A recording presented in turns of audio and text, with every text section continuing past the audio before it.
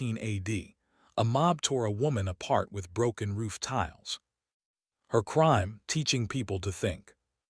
In 1882, one philosopher published 4 words that broke the Western world in half. God is dead. His crime, telling the truth. Tonight you'll meet all of them. 30 philosophers, 30 lives, 30 ideas that survived everything the world threw at them. And as you fall asleep, they'll change the way you see yours. Let's begin. Marcus Aurelius, the emperor who fought himself. He commanded the largest army in the world. He controlled an empire that stretched from Scotland to Syria, from the Atlantic Ocean to the Euphrates River. 50 million people answered to him. And every night, when the generals had left, when the servants had gone quiet, when the empire had finally stopped needing something from him, Marcus Aurelius sat alone and wrote notes to himself. Not proclamations, not laws, not history. Just reminders. Be patient today. Don't let that man's words disturb you. You have everything you need. Music note, a single soft piano key. He called it his private journal. He never intended anyone to read it. We call it Meditations, one of the most beloved books ever written. Marcus was born in 121 AD into a wealthy Roman family. He was educated by the best minds of his time. At 19, Emperor Hadrian noticed him. At 40, he became emperor himself. But here's what history doesn't tell you about Marcus Aurelius. He never wanted the throne. He wanted to read, he wanted to think, he wanted to be a philosopher. Instead, he got a plague that killed 5 million people. He got wars on every border. He got a son who would become one of Rome's worst emperors. He got a life that demanded everything from him, constantly, without pause. And every morning he woke up, he had to choose again who he was going to be that day. That choice, that daily, quiet, unglamorous choice, is the entire philosophy of Stoicism.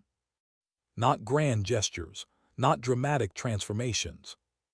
Just the question you ask yourself every morning before the world gets loud. What is actually within my control today? Marcus had a simple way of dividing the world. Some things are up to you, your thoughts, your reactions, your effort, your integrity. Everything else, what people think of you, whether your plans succeed, whether the world is fair, is not up to you. And here is the thing that took Marcus a lifetime to understand. Almost everything that causes human suffering falls into the second category. We suffer because someone didn't respect us, but their opinion was never ours to control. We suffer because something we built fell apart, but outcomes were never ours to guarantee. We suffer because life didn't go the way we planned, but the plan was always just a wish dressed up as certainty. Stoicism doesn't ask you to stop caring. It asks you to notice, quietly, honestly, without judgment, where your energy is actually going, and whether it's going somewhere it can do any good. There's a line in Meditations that Marcus wrote to himself on what scholars believe was a particularly difficult day.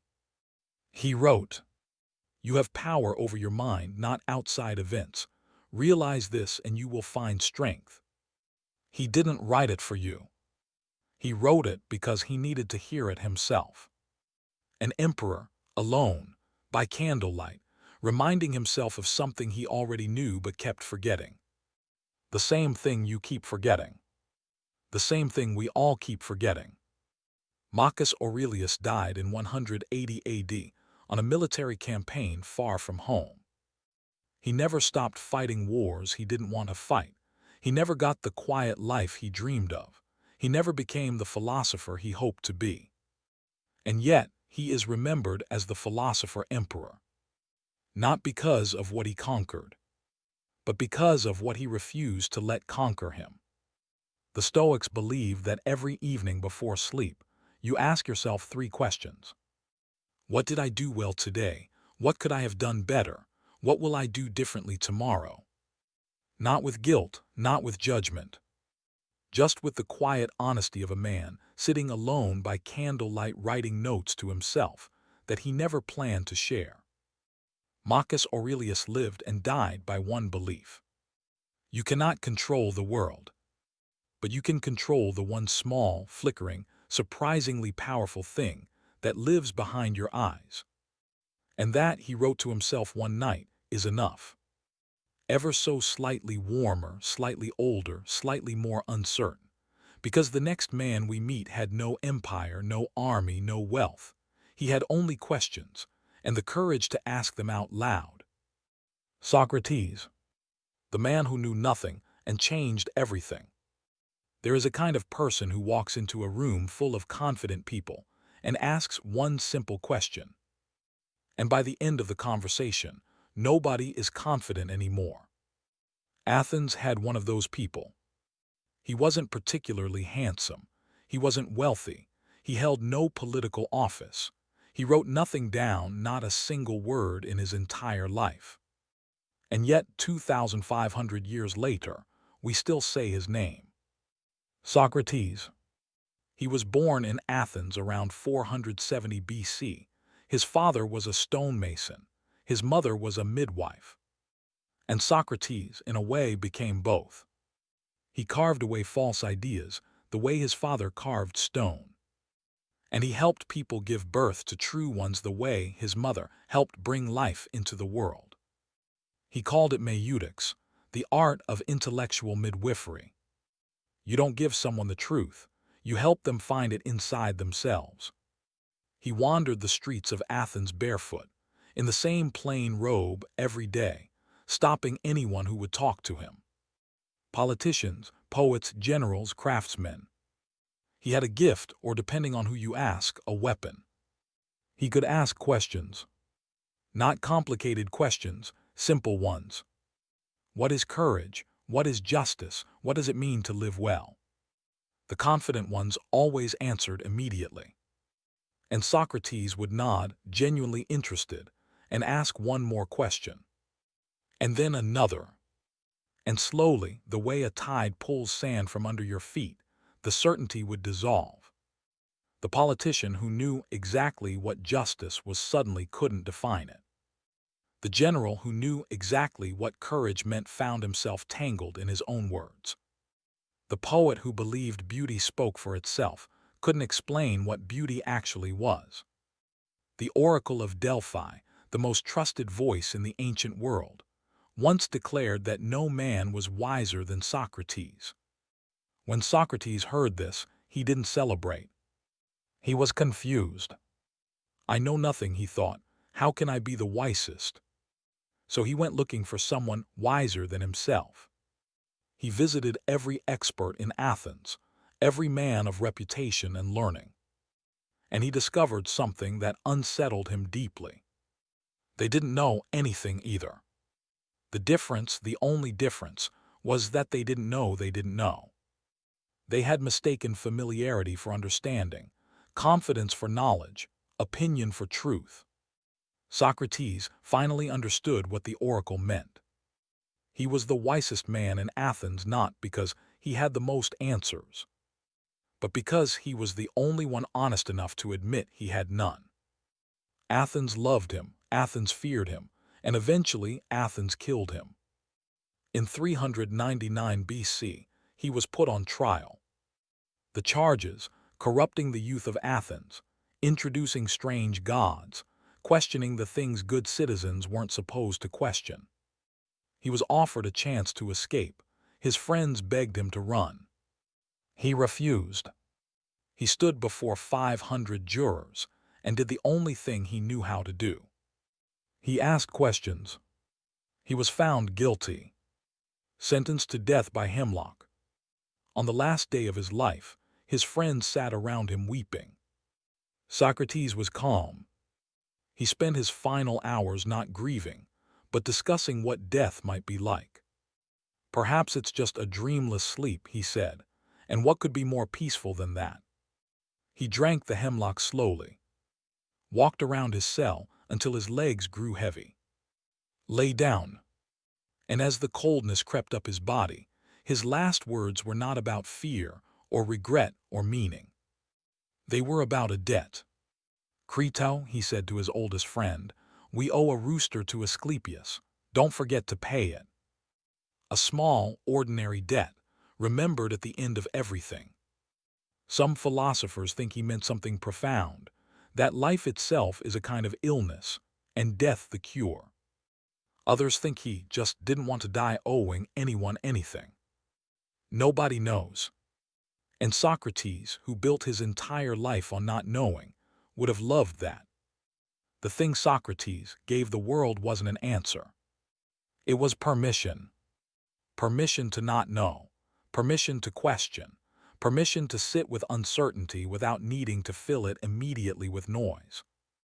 In a world that rewards confidence, that promotes the loudest voice, the most certain opinion, the fastest answer, Socrates is a quiet revolution. He reminds you that the most honest thing you can say is also the most frightening. "I don't know." 3 words. And somehow, in those 3 words, more wisdom than most people find in a lifetime of certainty. Socrates never owned anything, never wrote anything, never built anything, and yet his ideas outlived empires. The next man we meet owned even less and argued that was exactly the point. He wasn't a citizen of Athens or Rome or anywhere. He was a citizen of the world, and he lived in a barrel to prove it. Epictetus, the slave who was freer than his master. There is a question that follows every human life like a shadow. What would you do if everything was taken from you? Your home, your name, your freedom, your body. Most people never have to answer it. Epictetus had no choice. He was born around 50 AD in Hierapolis, modern-day Turkey, into a life he did not choose. He was a slave. Not a metaphorical slave, not someone who felt trapped by their job or their routine. A slave. Owned, bought, sold, a human being treated as property. His master, a cruel man named Epicurus, once twisted Epictetus's leg slowly, deliberately, just to demonstrate his power.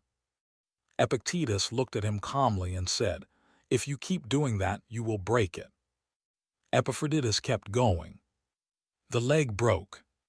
Epictetus looked at his master and said, "Did I not tell you that would happen?" No rage, no tears, no begging. Just observation. That moment, that impossible, inhuman calm, is the entire philosophy of Epictetus in one scene. He had discovered something that his master, for all his power, never understood. There are 2 categories in this universe. Things that are up to you, and things that are not. Your body not up to you. Other people's opinions not up to you. Whether you are born free or enslaved not up to you. But your thoughts, your responses, the quiet, sovereign territory of your own mind. That is entirely, completely, unalterably yours. No master can enter there. No emperor can legislate there. No amount of cruelty can reach there unless you open the door yourself. Epictetus was eventually freed. He opened a school of philosophy in Nicopolis. Students came from across the Roman world to sit at his feet. He owned almost nothing, a straw mat to sleep on, a clay lamp to read by. One night, a thief broke in and stole the lamp. His students were outraged on his behalf. Epictetus simply shrugged. "He will be disappointed," he said, "when he tries to sell it," and went back to sleep. His most famous student was Aristotle, who wrote down everything Epictetus said. Because Epictetus, like Socrates, never wrote a single word himself. He believed philosophy wasn't something you wrote. It was something you lived. Every morning, in every small reaction, in every moment where the world pushed and you chose how to push back. We live in a world that tells you your feelings are caused by your circumstances. Bad day at work, you're allowed to be miserable. Someone was rude to you, you're allowed to be angry. Life didn't go to plan, you're allowed to fall apart. Epictetus would gently, firmly disagree. You are not disturbed by what happens to you. You are disturbed by what you think about what happens to you. The event is neutral. The suffering is the story you add to it. A broken leg is just a broken leg. It only becomes a tragedy when you decide it means something terrible about your life. Epictetus died as he lived with almost nothing. No wealth, no monument, no tomb that history remembers. Just ideas. Ideas that later reached a young Roman emperor who read them by candlelight and wrote their lessons into a private journal he never planned to share. You already met that emperor. He was chapter 1. Epictetus believed that the door to freedom is never locked from the outside. It is only ever locked from the inside. And the key, the one you've been looking for in promotions and relationships and achievements, has been in your hand the whole time. Epictetus found freedom by looking inward. The next philosopher found something stranger. He looked inward and wasn't sure he was there at all. He was a Chinese sage who dreamed he was a butterfly. And when he woke up, he asked a question that has never been answered. Zhuangzi, the man who dreamed he was a butterfly. One night, a philosopher fell asleep and dreamed he was a butterfly. Not a man dreaming of butterflies, a butterfly. Floating, weightless, completely unaware that he had ever been anything else. Then he woke up and lay there in the darkness asking a question, so simple it shouldn't have been disturbing. Am I a man who dreamed of being a butterfly, or a butterfly now dreaming of being a man? His name was Zhuangzi, and that question, that small, impossible, beautiful question, contains an entire philosophy. He lived in China around 369 BC, roughly the same era as Aristotle in Greece, though the two men never knew each other existed. He worked briefly as a minor government official and hated every moment of it. He resigned when the king of Wei offered him the position of chief minister, one of the most powerful roles in China. Zhuangzi sent back a message. He said he would rather be a living turtle dragging its tail in the mud than a dead turtle whose shell was displayed in the palace. The king never asked again. Zhuangzi belonged to the Taoist tradition, the philosophy of the Tao, the unnamed, unknowable force that flows through everything. But where Laozi, the founder of Taoism, was profound and serious, Zhuangzi was something rarer. He was funny. His philosophy came in the form of stories, absurd, strange, wonderful stories. A cook who cut up an ox so perfectly he never dulled his blade, because he followed the natural spaces in the animal rather than forcing his own path. A man so afraid of his shadow, he ran faster and faster trying to escape it, not realizing he only needed to stand in the shade. A fish who couldn't explain water to a creature who had never swum.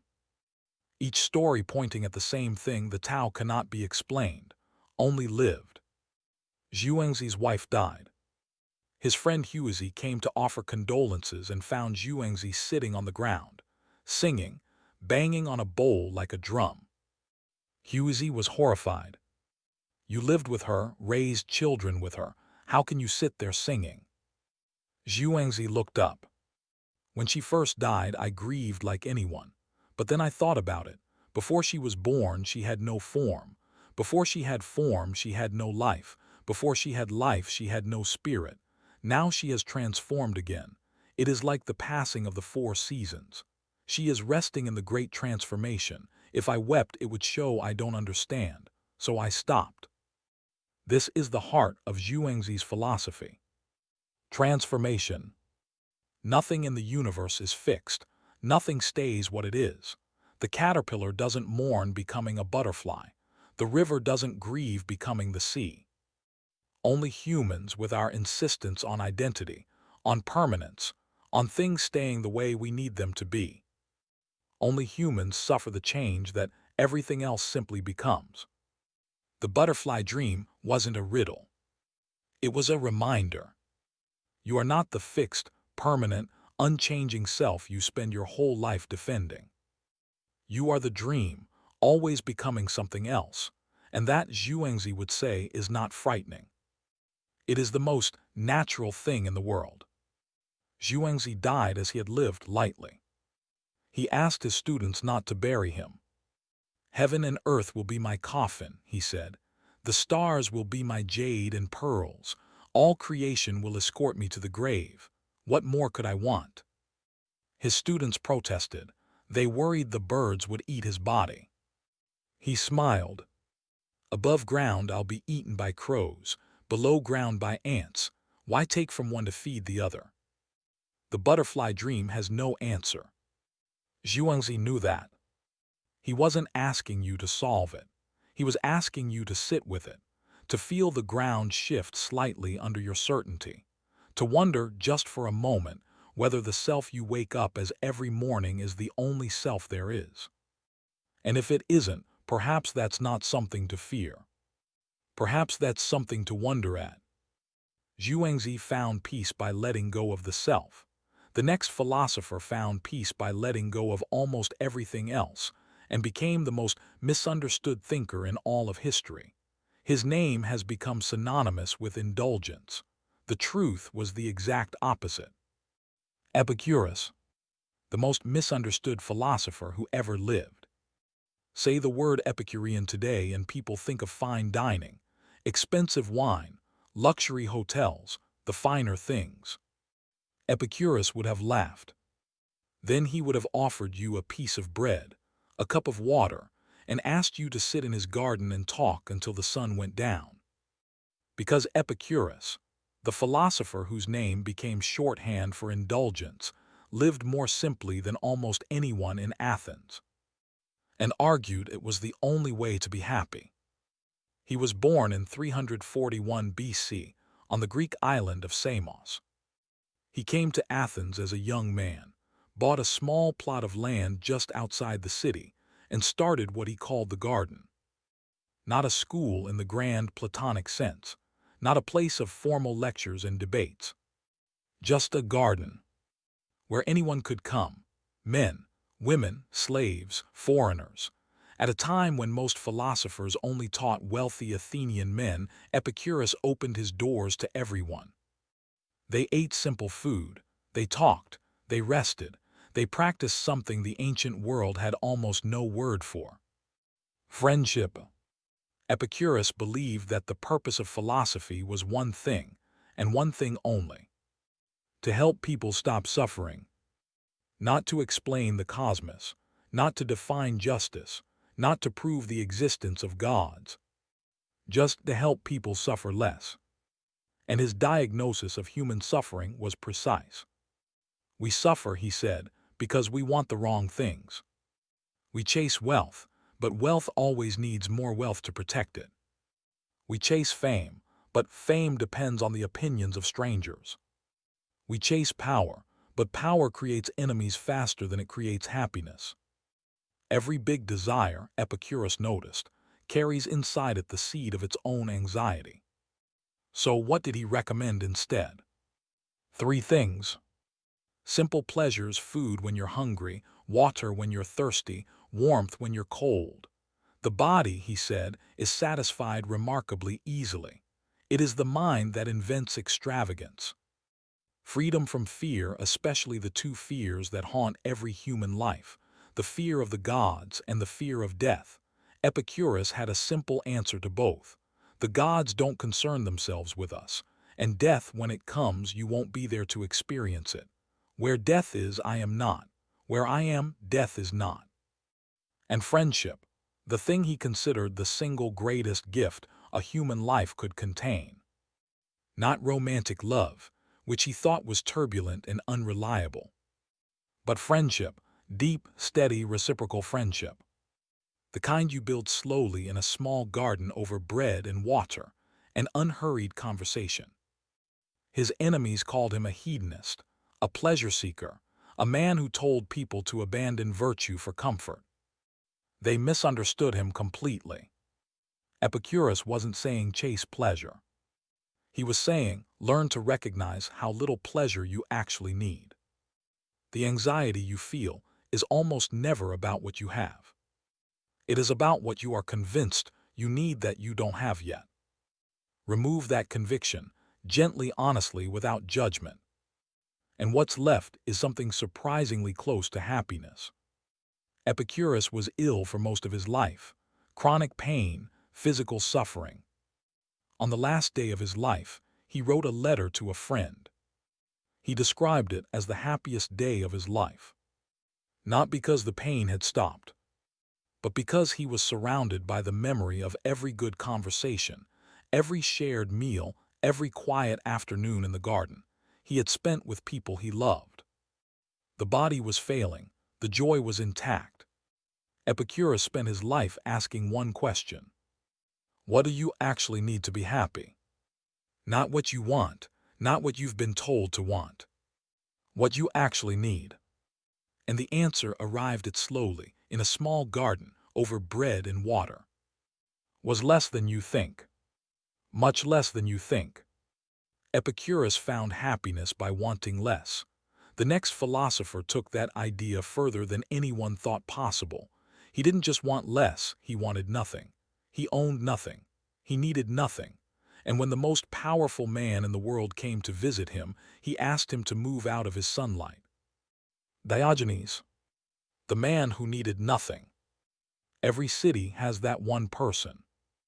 The one who doesn't play by the rules, who says out loud what everyone else only thinks, who looks at the elaborate performance of civilized life and asks, with a straight face, why?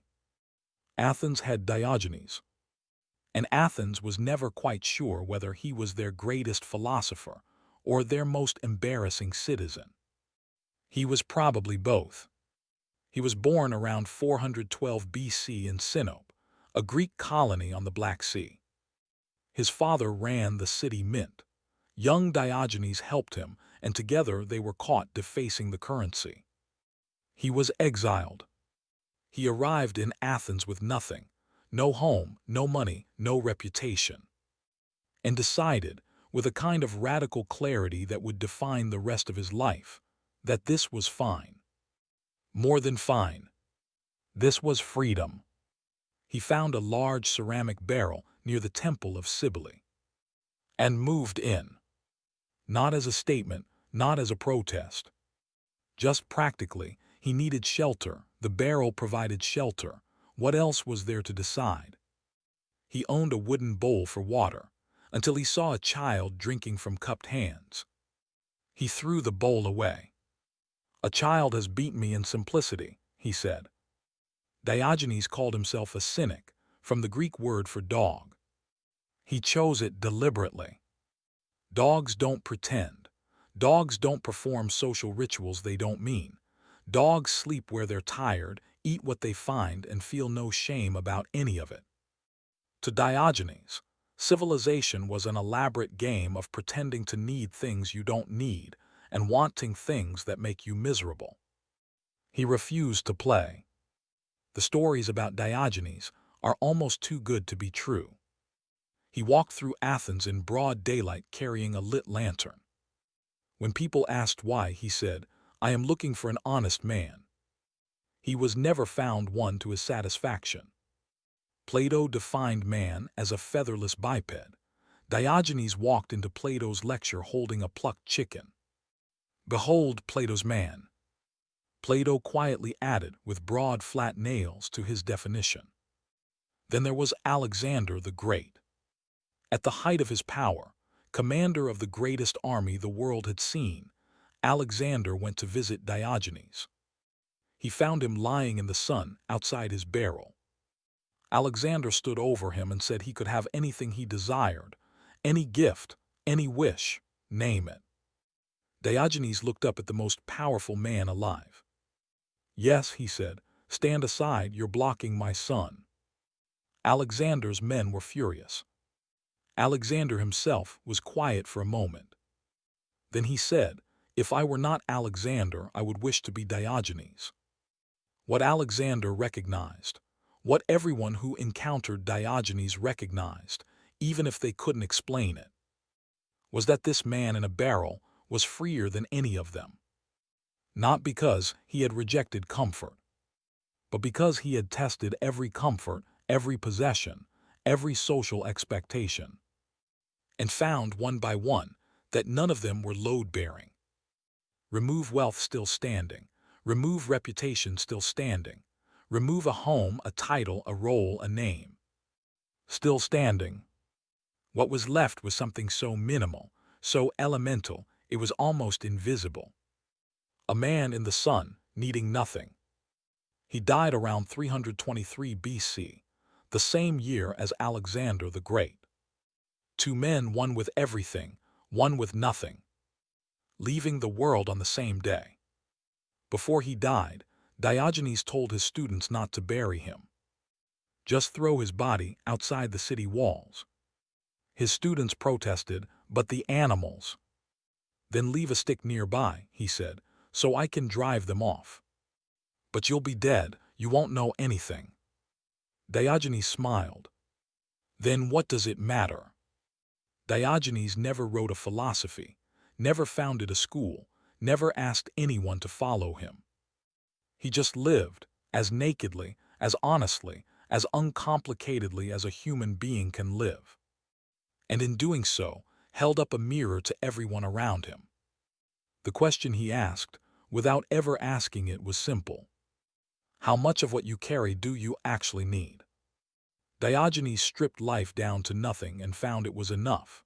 The next philosopher had everything: wealth, education, access to the emperor himself, and spent his life warning anyone who would listen that time was the one thing none of it could buy back. Seneca, the man who ran out of time. Imagine you have everything. A magnificent home, more wealth than you could spend in 3 lifetimes, friends in the highest places, a brilliant, celebrated mind. And you spend your whole life writing letters warning people that none of it matters if you waste your time. That was Seneca, the most contradictory philosopher who ever lived, and perhaps the most honest. He was born around 4 BC in Cordoba, Spain. He came to Rome and became one of its greatest minds, a philosopher, playwright, and statesman whose writing dazzled the Roman world. He became the tutor and advisor to a young emperor named Nero. For a while, he guided one of the most powerful men alive. Then Nero changed, and Seneca, who had spent his life writing about virtue, found himself advisor to a tyrant. He tried to resign. Nero refused. He tried again. Nero refused again. He retreated to his villa and spent his final years writing the letters and essays that would outlast the empire itself. His most famous work is a short essay called On the Shortness of Life. And its argument is not what you expect. He doesn't say life is short.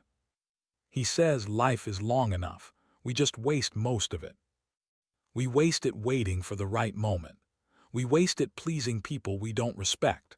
We waste it on ambitions that belong to our parents, our culture, everyone except ourselves. We waste it being busy, which is not the same as being alive. Seneca had a word for the people who wasted time most completely. He called them the preoccupied. Not lazy people, not idle people. Busy people. The ones always rushing to the next meeting, the next achievement, the next milestone. Who never stop to ask whether the direction they're rushing in is one they actually chose. It is not that we have a short time to live, he wrote, but that we waste so much of it. The man who has lived 40 years absorbed entirely in other people's agendas has not lived 40 years. He has lived 1 year 40 times. Seneca knew he was a contradiction. He wrote about the vanity of wealth from one of the most expensive homes in Rome. He wrote about the peace of simplicity while embroiled in imperial politics. His enemies never let him forget it. And Seneca, to his credit, never pretended otherwise. I know I have not yet reached the things I talk about, he wrote. I am still working on it. That honesty, That willingness to say, I know the way, but I haven't walked it yet, is itself a kind of philosophy. We are all Seneca, writing the truths we haven't fully lived, knowing the way home without quite being there yet. In 65 AD, Nero accused Seneca of conspiracy. Whether it was true, historians still debate. What is not debated is what happened next. Nero sent a messenger to Seneca's villa with instructions to die. Seneca was told to take his own life. He gathered his friends around him. He told them not to weep. Philosophy, he said, had been preparing him for this moment his entire life. He cut his wrists. The blood came slowly, he was old, and his circulation was poor. He dictated letters to scribes while he was dying. He lowered himself into a warm bath to speed the blood. He inhaled steam from a fire when even that was too slow. Through all of it he kept talking, kept thinking, kept being Seneca. He died as he had written. Not with resignation, not with fear. With the awareness of a man who had spent his whole life thinking about this moment and had decided, somewhere along the way, that it was all right. Seneca's gift to you is not a system, not a set of rules. It is a question he asks from across 2,000 years. What are you doing with your time? Not your career, not your schedule, not your productivity. Your time. The unrepeatable, unrecoverable, quietly vanishing hours of your one life. What are you doing with them? Seneca spent his life racing against time he felt slipping away. The next philosopher moved in the opposite direction entirely.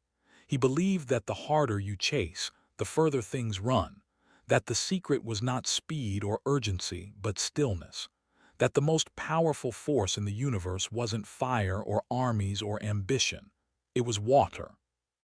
Laozi, the man who wrote one book and disappeared. Most philosophers fought for attention. They built schools.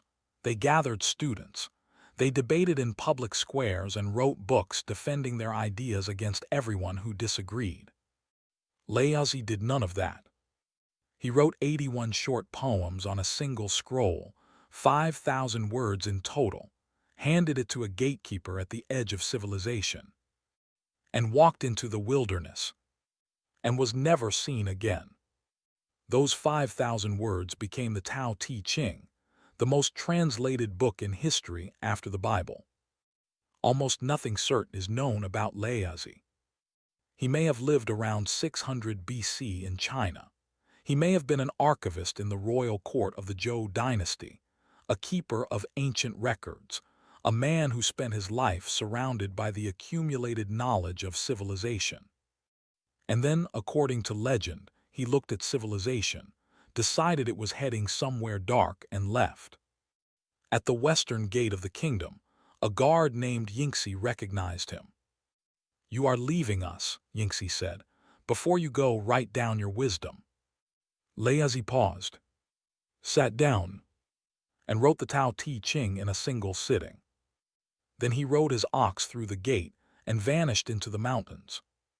The Tao, the central concept of his philosophy, cannot be defined. Laozi tells you this immediately, the very first line of the Tao Te Ching. The Tao that can be told is not the eternal Tao. He spends the remaining 80 chapters trying to point at something that dissolves the moment you try to grasp it.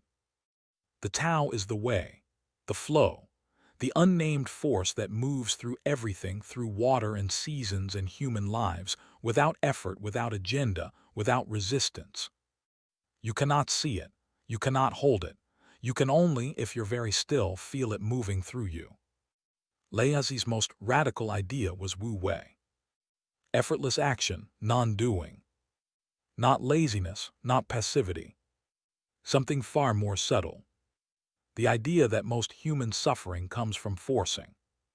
Forcing outcomes, forcing relationships, forcing yourself into a shape that doesn't fit who you are.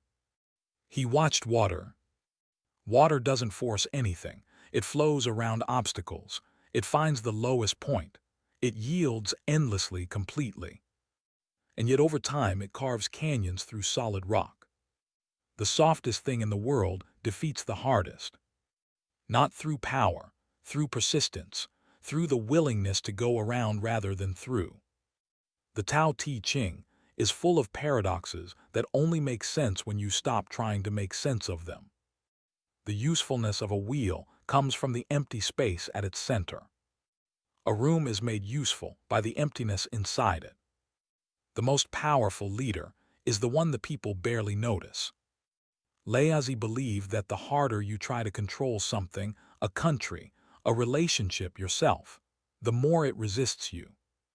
The great leader doesn't rule by force. He creates conditions in which things naturally flourish. The great life isn't won by striving. It unfolds the way a tree unfolds, the way a river finds the sea when you stop standing in its way. There's a story probably invented, but true in the way good stories are always true, of a man who came to Laozi desperate and exhausted. "I have tried everything," the man said. "I have worked harder than anyone. I have been disciplined and determined, and still I am unhappy. What am I doing wrong?" Laozi looked at him for a long time. Then he said, "Stop." The man waited for more. There was no more. Laozi vanished into the mountains 2,500 years ago. But his question lingers in every exhausted life, every burned-out ambition, every person lying awake at night pushing harder at something that keeps pushing back. What would happen if you stopped forcing and started flowing? Not giving up, just moving like water, around the obstacle toward the sea. Laozi found wisdom in stillness and yielding. The next philosopher found it in flux and fire. Where Laozi said, "Go with the flow," Heraclitus said, "There is nothing but flow. Everything burns, everything changes, and the river you stepped into this morning no longer exists." Heraclitus. Everything is on fire. There was a philosopher in ancient Greece who believed the universe was made of fire. Not literally, or maybe literally. He was never entirely clear. But fire as a symbol, fire as a truth. Everything burns, everything transforms. Nothing, not a stone, not a star, not the person you were 10 years ago, stays what it was. His name was Heraclitus, and he was, by most accounts, deeply unpleasant to be around. He was born around 535 BC in Ephesus, a wealthy Greek city on the coast of modern Turkey. He came from a noble family and could have had a comfortable life in politics or priesthood. He refused both. He gave his inheritance to his brother and retreated to the mountains alone, eating plants and herbs, thinking, writing in a style so deliberately obscure that even ancient scholars called him the Riddler. He had nothing but contempt for the philosophers who came before him. Homer overrated, Pythagoras merely knowledgeable, not wise, the common people's sheep. He was not by any measure easy to like. And yet, what he saw, the thing he spent his lonely life trying to say, was something no one before him had seen so clearly. You cannot step into the same river twice. Not because the river has changed, though it has, but because you have changed too. The person who steps in the second time is not the same person who stepped in the first time. Different cells, different memories, different fears, different understanding of what a river even is. Everything you, the river, the world, is in a state of constant becoming. Nothing is, everything is becoming. Heraclitus called this the logos, the hidden unity beneath all change. The world looks like chaos. War becomes peace, becomes war. Day becomes night, becomes day. The young become old, become dust, become young again. But underneath the chaos, if you look carefully enough, there is a pattern. Opposites don't destroy each other, they need each other. Without cold, heat means nothing. Without darkness, light has no definition. Without death, life has no weight. The tension between opposites is not a problem to be solved. It is the engine of everything. He had a phrase for people who walked through the world without noticing any of this. He called them sleepwalkers, people who were technically awake but moving through life as if nothing was changing, as if the world was stable, as if the person they were yesterday was the same person they are today. Heraclitus found this, not sad exactly, but wasteful. The river is always moving. The fire is always burning. The person you love is always becoming someone slightly different. To pretend otherwise is to miss the most extraordinary thing about being alive. He died around 475 BC. The details are uncertain, as with most things about Heraclitus. Some accounts say he developed dropsy, a painful swelling, and tried to cure himself with cow manure, which is either a legend or the most Heraclitean ending imaginable. A man who spent his life studying transformation being transformed, finally, by something utterly undignified. The fire burns everything, even the man who named it. The gift Heraclitus leaves is not comfort exactly. It is clarity. The anxiety you feel about change, about things ending, people leaving, certainties dissolving, is the anxiety of fighting something that was never yours to stop. The river was always moving. You were always changing. The only question is whether you spend your life gripping the bank or learning slowly to swim. Heraclitus saw change everywhere and found it clarifying. The next philosopher looked at the same changing world and asked a different question, not what is changing, but why do we suffer because of it? He sat under a tree and didn't move until he had the answer. Buddha, the prince who chose suffering. There was once a prince who had never seen suffering. Not because suffering didn't exist, it was everywhere just outside his walls, but because his father, a king who loved him desperately, had arranged the world so that his son would never have to encounter it. No sick people, no old people, no dead people, no poverty, grief, or decay. Just beauty, just comfort, just the soft, golden interior of a life designed to never hurt. His name was Siddhartha Gautama. He was 29 years old, and one day, despite everything his father had arranged, he left the palace. The stories say he saw 4 things on that first journey outside. An old man bent and slow, a sick man feverish and in pain, a corpse being carried through the street, and a monk walking calmly with nothing at peace. 3 revelations of suffering, 1 suggestion of a way through. Siddhartha went home, looked at his sleeping wife and newborn son, looked at everything he had, and left. Not because he didn't love them, but because he had seen something he could not unsee. He spent years searching for the answer. He studied with the greatest teachers in India. He mastered every meditation they knew. They told him he had surpassed them. He felt no closer to truth. He tried the opposite extreme asceticism, starving himself, sleeping on thorns, reducing himself to almost nothing. He nearly died and felt no closer. Finally, exhausted, thin, and out of options, he sat down under a fig tree near the town of Bodh Gaya and decided he would not move until he understood. He sat for 49 days. What he understood became the foundation of one of the world's great philosophies. Suffering, he said, is not caused by the world. It is caused by craving. The craving for things to be different than they are, the craving for pleasure to last, the craving for pain to stop, the craving for people to stay, for time to slow, for the self to be permanent when everything around it is demonstrably, obviously, impermanent. We suffer not because bad things happen. We suffer because we cling to the good things, desperate for them to last, and to the bad things, desperate for them to end, when both are simply passing through. He called this the second arrow. When something painful happens, that is the first arrow, unavoidable part of life. But then we add the second arrow ourselves, the self-blame, the analysis, the desperate need to understand why it happened, the bargaining, the refusal to accept. And the second arrow almost always hurts more than the first. The teaching was not feel nothing. It was stop shooting yourself with the second arrow. He spent the next 45 years walking the roads of northern India, teaching anyone who would listen. Not as a god, he refused that title his entire life. As a man who had been in pain and had found a way through it and felt obligated to share what he found.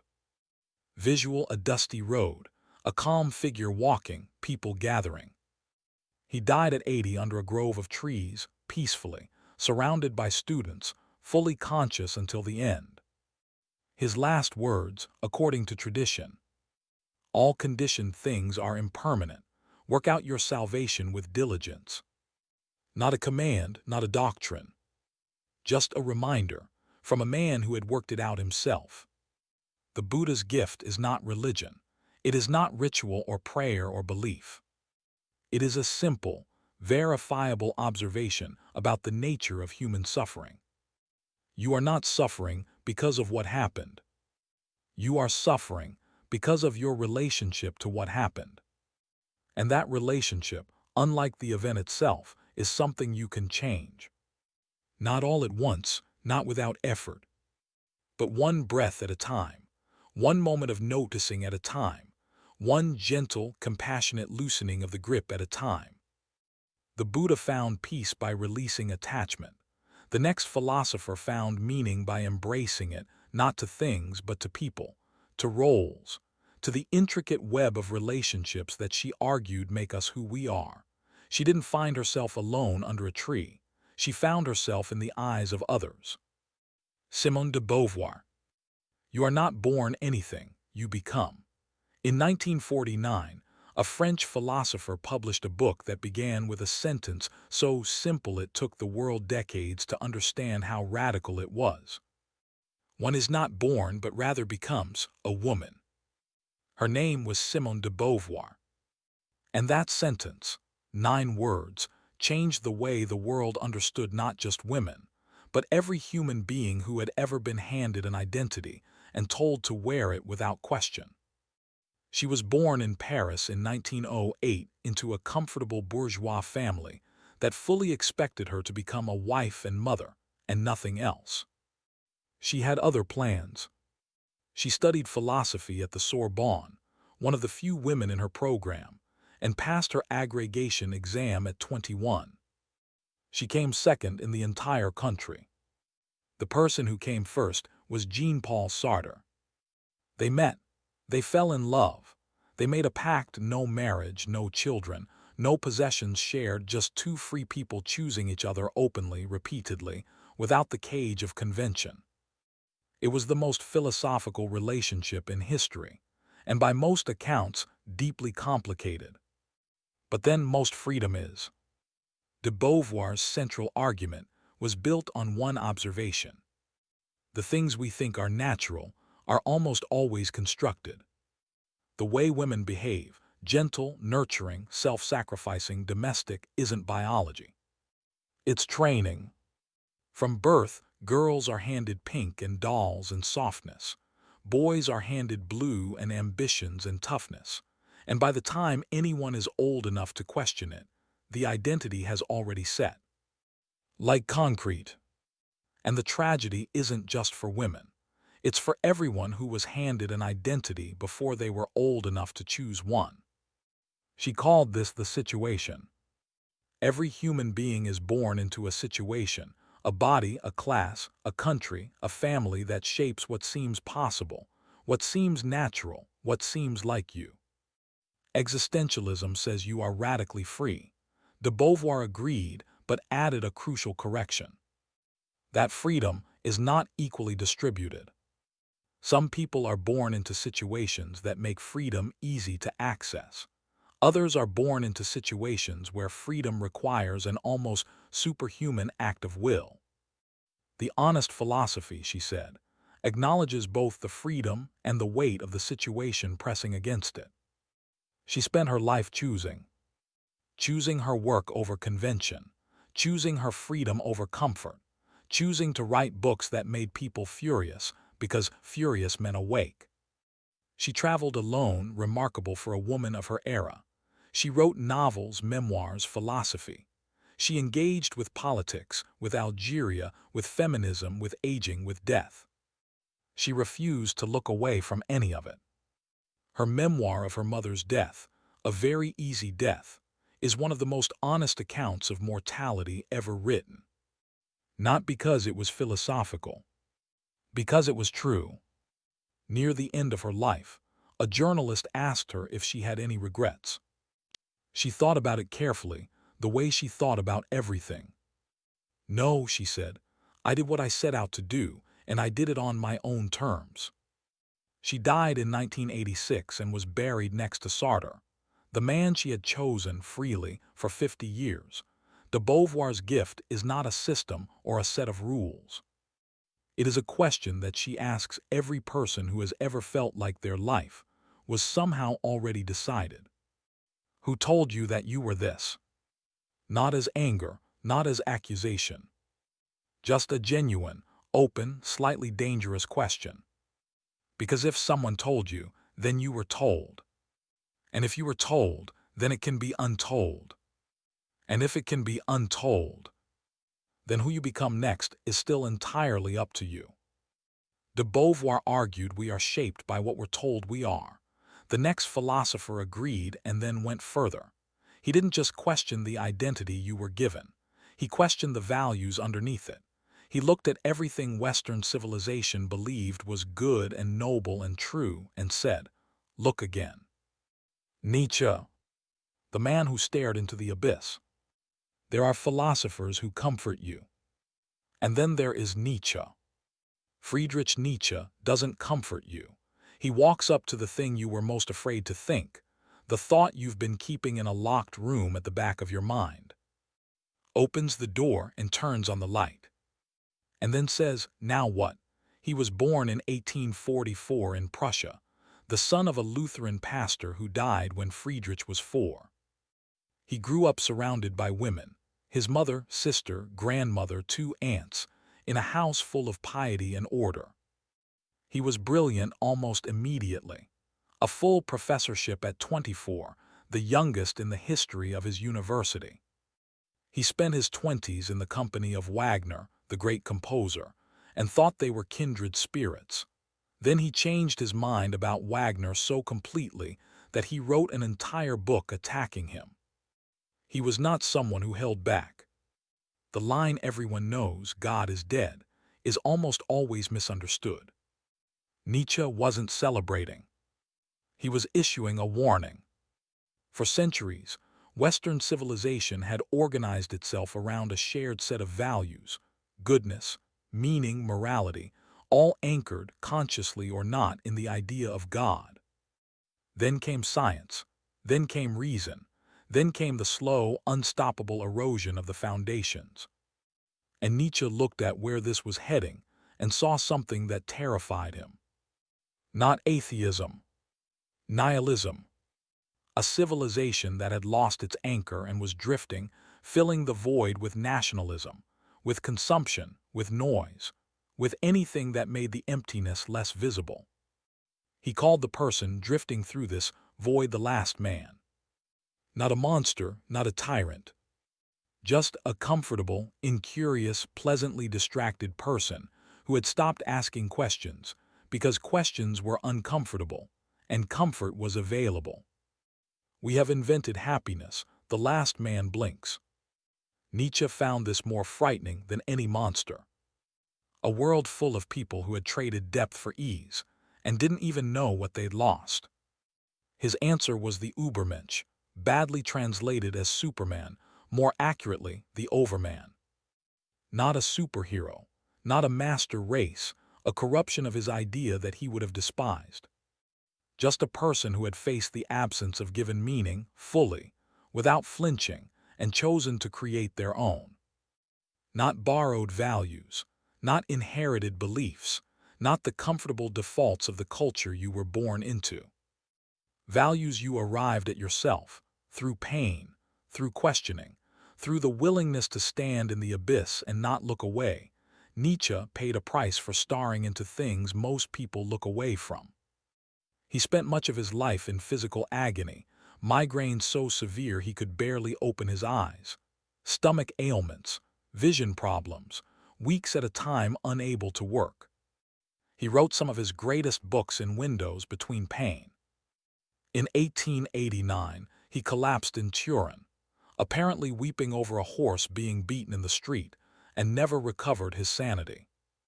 He spent his last 11 years in a state of mental collapse. Whether the breakdown was caused by his philosophy or his illness, nobody knows. He died in 1900.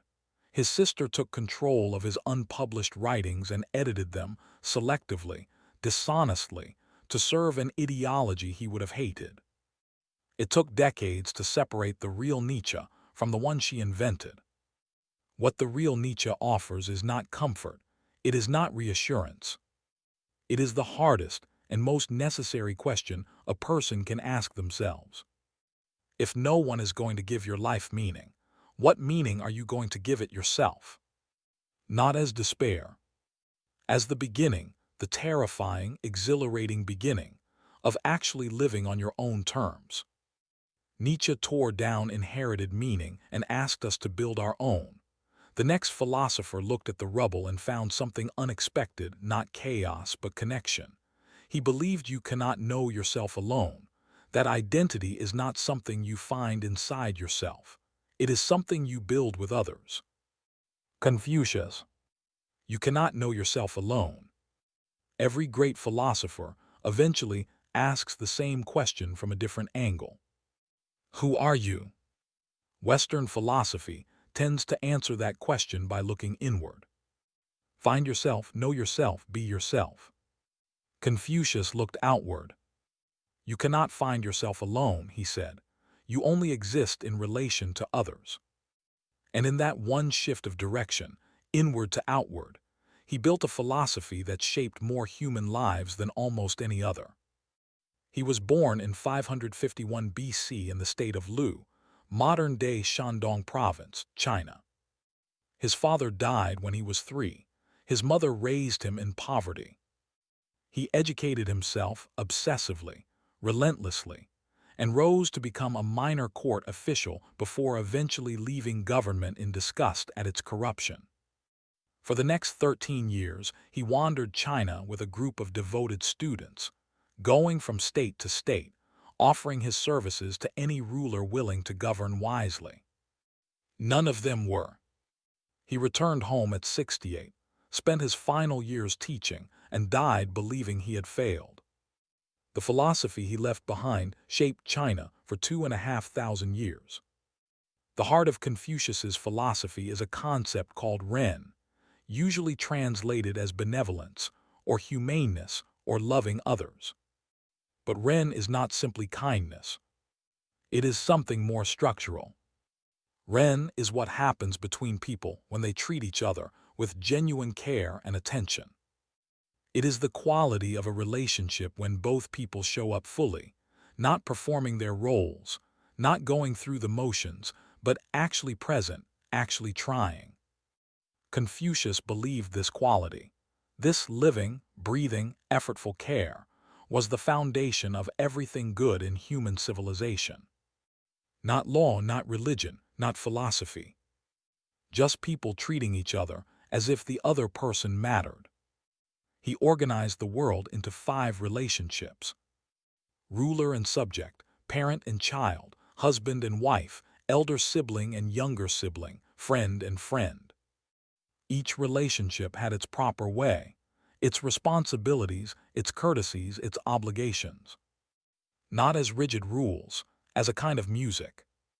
When everyone plays their part well, with care, with attention, with genuine effort, the whole produces something no single person could produce alone.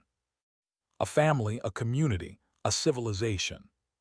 When people stop playing their part, when rulers stop caring for subjects, when parents stop nurturing children, when friends stop showing up, the music falls apart. And no law, no institution, no amount of force can put it back together. His students asked him once what he would do first if given the power to govern a state. He thought carefully. "I would rectify names," he said. His students were confused. He explained, "When names become disconnected from reality, when a leader who doesn't lead is still called a leader, when a parent who doesn't parent is still called a parent, when a friend who doesn't show up is still called a friend, the whole world becomes confused. Fix the names. Make sure what you call things matches what things actually are. Everything else follows from that." Confucius was not a mystic. He was not interested in the afterlife or the nature of gods or the structure of the cosmos. A student once asked him about death. "You do not yet understand life," he said. "How can you understand death?" He was interested in this, the living, the breathing, the daily practice of being a human being among other human beings. How do you show up for your parents? How do you treat someone who has less power than you? How do you behave when no one is watching? Those questions, he believed, were the whole of philosophy. He died in 479 BC, believing his life had been wasted. No ruler had listened. No state had adopted his ideas. The world was as corrupt as when he'd started. His students sat with him as he died, the people he had walked with, argued with, shared meals with for decades. He had not changed the world. He had changed them. And through them, the world. Confucius leaves you with a single, uncomfortable question. Not about the cosmos, not about the self. About the person sitting closest to you. Are you actually showing up for them? Not performing the role, not going through the motions. Actually showing up with your full attention, your full care, your full presence. Because according to Confucius, that is not just good manners. That is the entire point. Confucius found meaning in relationships and roles. The next philosopher found meaning in something darker and more personal, the weight of your own desires. He looked at human wanting and saw not a path to happiness but a pendulum, swinging endlessly between pain and boredom. And he spent his life looking for the exit. Schopenhauer. The pendulum that never stops. Most philosophers at some point tell you it gets better. Work harder, think clearer, love deeper, find the right practice, the right perspective, the right way of seeing. And the suffering softens. Schopenhauer looked at all of that and shook his head. He wasn't being cruel. He was being honest, in the way that only the most uncomfortable people are ever truly honest.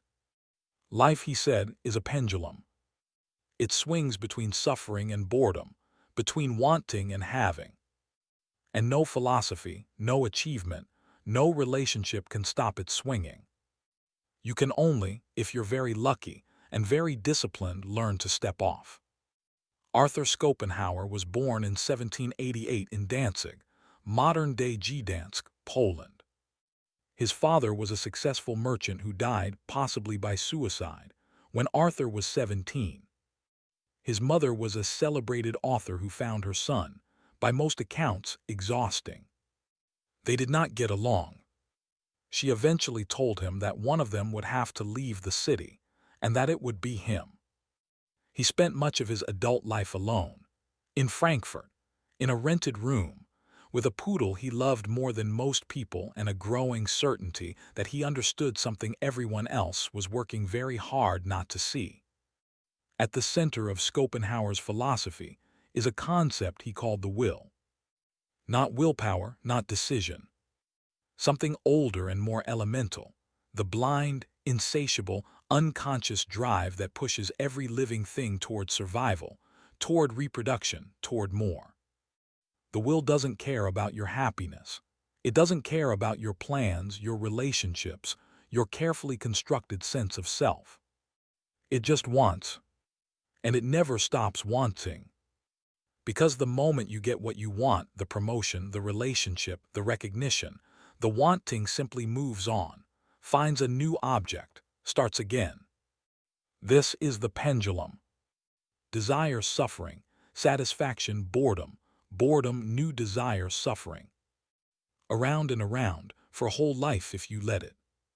His diagnosis sounds bleak, but his prescription was surprisingly beautiful. He found 3 exits from the pendulum. The first, art. When you lose yourself in music, in painting, in literature, the will goes quiet. For a moment, you are not a wanting creature. You are just present, witnessing something beautiful. He believed music especially was the closest thing to direct contact with the nature of reality, pure emotion, pure movement, without words, without concepts, without the endless noise of the wanting self. The second exit, compassion. Most people spend their lives locked inside their own suffering, their own wants, their own fears, their own pendulum. The moment you genuinely feel another person's pain as your own, not because you should, but because you actually do, something shifts. The boundary between you and them becomes permeable. And in that permeability, the isolation of the wanting self loosens, just slightly, into something that almost resembles love. The third exit, asceticism. Not cruelty to the body, just the deliberate, gradual reduction of wanting. Wanting less, needing less, expecting less. Not as punishment, as liberation. The quieter the will becomes, the less it screams at you for more and more and more. The more clearly you can hear the silence underneath it. And that silence, Schopenhauer believed, was the closest thing to peace a human being could find. He spent his life being ignored. His masterwork, The World as Will and Representation, was published when he was 30. It sold almost nothing. He spent the next 20 years in obscure frustration, certain he was right, furious no one could see it. Then in his 60s, the world caught up. He became famous almost overnight. People came to Frankfurt to see him, to sit in the same restaurant, watch him eat his quiet meal, walk home with his poodle. He received the recognition he had wanted his whole life, and found, as he had always predicted, that it didn't change anything. Schopenhauer died in 1860 alone, at his breakfast table. His poodle was at his feet. He gives you no false comfort, no promise that it gets easier. Just the quiet, honest observation that the wanting will not stop on its own, and the suggestion that beauty, compassion, and simplicity are the only real answers the universe has ever offered. Which, when you're lying in the dark, tired of wanting things, is more comfort than it sounds. Schopenhauer found 3 exits from suffering: art, compassion, and silence. The next philosopher found a 4th, not by escaping the suffering, but by saying yes to it, by imagining that even the most painful life was worth living again, and again, and again, forever. Chapter 15, Camus. The only real question. In 1942, in the middle of a world war, a 29-year-old French-Algerian writer published a short philosophical essay that began with a sentence no one had ever quite dared to write before. There is but one truly serious philosophical problem, and that is suicide. His name was Albert Camus. He wasn't advocating for anything dark. He was asking the most honest question a philosopher can ask. If life has no meaning, why keep going? And then, unlike the philosophers who ran from that question, he sat down in the middle of it and looked for an answer worth believing. Camus was born in 1913 in Algeria, then a French colony, in a small town called Mondovi. His father died in World War I before Camus was a year old. He never knew him. His mother was partially deaf, barely literate, almost entirely silent. They lived in a 2-room apartment in Algiers, no electricity, no running water, with his grandmother and uncle. He grew up in poverty so ordinary, he barely registered it as poverty. He played football in the streets. He swam in the Mediterranean. He felt the Algerian sun on his skin and knew, even as a boy, that whatever the world was, it was also this. Warm, physical, alive. He called the central problem of human life the absurd. Not absurd meaning funny, absurd meaning the collision, the unbridgeable gap between two things: the human need for meaning, and the universe's complete silence on the subject. We are creatures who cannot stop asking why. Why are we here? What does it mean? What are we supposed to do with this life? And the universe, vast, indifferent, magnificently uninterested in our questions, says nothing. That collision, that unanswered cry, is the absurd. Camus said there were three ways to respond to it. The first, physical suicide, simply leaving. He rejected this immediately, not morally but philosophically. It doesn't solve the problem, it just ends the person asking. The second, philosophical suicide, leaping into faith, deciding that the silence means something, that God exists, that the universe has a plan, that meaning is there even if you can't see it. Camus respected this, but rejected it too. He called it a leap, and he refused to leap. Not because he was certain there was nothing, but because intellectual honesty required him to sit with the uncertainty without flinching.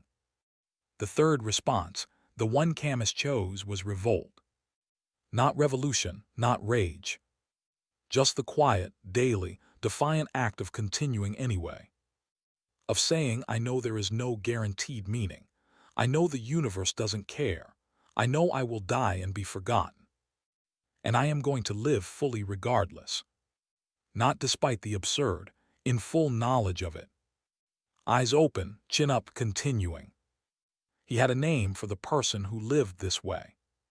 He called it the absurd hero.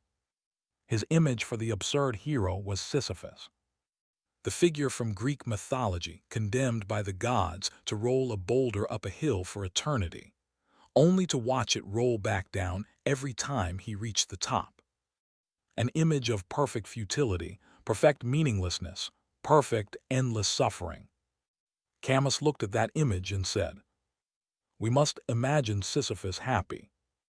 Not because the boulder stops, not because the hill ends, not because the gods relent, but because the struggle itself, the effort, the resistance, the fully conscious choice to push again, belongs to him. In that ownership, that defiant, clear-eyed ownership, is something that resembles joy. Camus died in 1960 in a car accident. He was 46. In his coat pocket, an unused train ticket. He had decided at the last minute to drive with a friend instead. The randomness of it, the sheer, senseless randomness, was so absurd that it seemed almost like a joke the universe was making. He would have laughed, then pushed the boulder up again. Camus doesn't promise you meaning. He doesn't tell you it all adds up, that it happens for a reason, that there is a plan. He just stands beside you at the bottom of the hill, looks at the boulder, looks at you and says, I know. Push anyway. Camus found joy in defiance. The next philosopher found it in something quieter, in the intricate living web of human relationships, not the grand gestures, the small ones, the daily ones, the ones that ask you to show up not as a hero but simply as yourself. Aristotle. You are what you repeatedly do. If Plato was the philosopher of ideals, of perfect forms existing in a realm beyond the senses, Aristotle was the philosopher of the real, of this world, this body, this life, as it actually is. He was Plato's most brilliant student and his most significant critic. He looked at his teacher's perfect, abstract world and said, with great respect and total disagreement, the forms aren't up there. They're in here, in things, in the actual, living, breathing, observable world. And then he spent his life looking very carefully at the actual world to see what it contained. He was born in 384 BC in Stagira, a small town in northern Greece. His father was a physician to the Macedonian court, which meant Aristotle grew up around science, around careful observation, around the habit of looking at things as they are rather than as you wish them to be. At 17, He went to Athens and joined Plato's academy. He stayed for 20 years. When Plato died, Aristotle left Athens, apparently passed over for leadership of the academy, and eventually found himself in the Macedonian court, tutoring a 13-year-old boy named Alexander, the philosopher and the future conqueror. For 3 years, Aristotle taught him everything he knew. What Alexander did with it is another story. Aristotle eventually returned to Athens and founded his own school, the Lyceum. He taught while walking, which is where the word peripatetic comes from, the walking philosophers.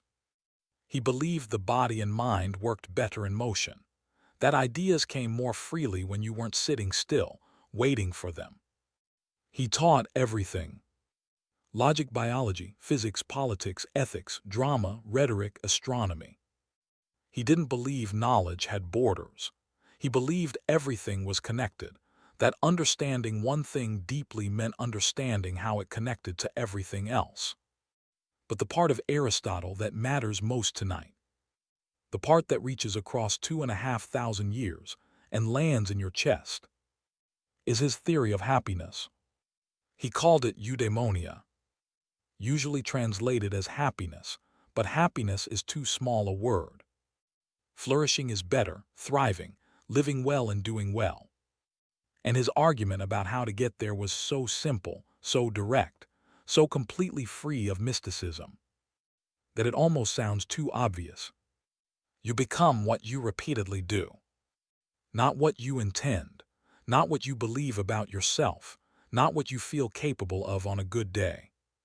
What you actually do, day after day, in small ways when no one is watching. He called the building blocks of eudaimonia the virtues. Not rules, not commandments. Habits. Courage is not a quality you either have or don't. It is a habit you build by doing courageous things repeatedly, even when afraid. Kindness is not a personality trait. It is a practice built by being kind repeatedly, even when it's inconvenient. Wisdom is not something you find one day in a flash of insight. It is the accumulated residue of 1,000 small decisions made as thoughtfully as you could manage. The good life, Aristotle said, is not a destination. It is a direction. And every single day you are either moving toward it or away from it. In the smallest, most ordinary choices you barely notice you're making. He also believed, and this is the part people forget, that you cannot flourish alone. Humans are political animals, he said, social animals, creatures whose nature is fulfilled only in community. The isolated person, no matter how wise, no matter how self-sufficient, is either a beast or a god. Not human. To be fully human requires other humans, requires friendship, requires the friction and warmth of a life lived among people who know you and whom you know. Aristotle died in 322 BC, 1 year after Alexander the Great. The man who had shaped the mind of the conqueror outlived his student by just 12 months. He spent his final year in voluntary exile, having been charged with impiety, the same charge that had killed Socrates. He fled, saying he would not give Athens the chance to sin against philosophy twice. Aristotle's gift is the most practical thing any philosopher has ever offered. Not a vision of the perfect world, not a theory of ultimate reality. Just the observation, grounded, observable, verifiable, that the person you are tomorrow is being built by what you do today. Not in grand gestures. In the ordinary, unremarkable, quietly consequential choices of an ordinary day. Aristotle said you become what you repeatedly do. The next philosopher looked at that idea from the other side, not what you do, but what you think. He lived in medieval Islamic Spain, translated the ancient Greeks for the world, and argued that reason and faith were not enemies but partners in the same search for truth. Ibn Rushd, the man who saved philosophy. There is a painting in the Vatican. Raphael's School of Athens, the most famous image of philosophy ever made. In it, the great thinkers of antiquity gather in a grand hall: Plato, Aristotle, Socrates, Pythagoras, Diogenes. All present, all talking, all preserved. In the lower left corner there is a figure in a turban, leaning over to read. That figure is Ibn Rushd, the only medieval thinker Raphael considered worthy of standing among the ancient Greeks. There was a reason for that. Without Ibn Rushd, those ancient Greeks might have been lost forever. He was born in 1126 in Cordoba, in Al-Andalus, the Islamic civilization that had turned southern Spain into one of the most sophisticated places in the medieval world. His grandfather had been a judge. His father had been a judge. Ibn Rushd became a judge, and also a physician, and also, somehow, one of the greatest philosophers the world has ever produced. He wrote commentaries on Aristotle so thorough, so precise, so illuminating, that in the Latin-speaking world he was known simply as the commentator. No name needed, everyone knew who you meant. Here is what was at stake. When the Western Roman Empire collapsed in the 5th century, much of ancient Greek knowledge collapsed with it. The texts of Aristotle, the vast, encyclopedic output of one of history's greatest minds, became largely inaccessible to Europe. Scattered, untranslated, forgotten. But not in the Islamic world. Islamic scholars had been translating, studying, preserving, and building on Greek philosophy for centuries. Ibn Rushd took that tradition and pushed it further than anyone. He read Aristotle in the original Arabic translations. He read him line by line, argument by argument. He wrote commentaries 3 times as long as the original texts, untangling the arguments, correcting the misreadings, explaining what Aristotle actually meant versus what centuries of confusion had made people think he meant. And then, through a complex chain of translation and transmission, those commentaries reached Europe. And Europe woke up. But Ibn Rushd was not just a librarian of ancient ideas. He had a dangerous idea of his own.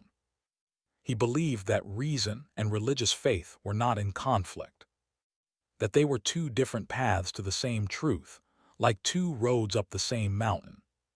Philosophy, the path of reason, was for those capable of following arguments.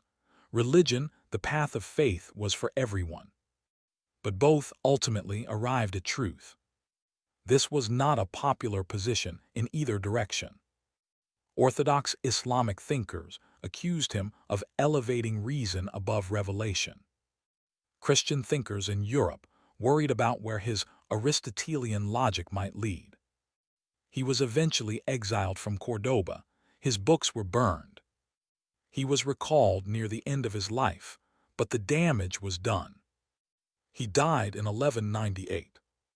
Within decades of his death, his ideas had reached the University of Paris. They caused a crisis. Young scholars discovered Aristotle newly translated, newly explained, and found a complete, rigorous, breathtakingly systematic account of the world that made no reference to God whatsoever. The church panicked. Some of Aristotle's ideas were banned.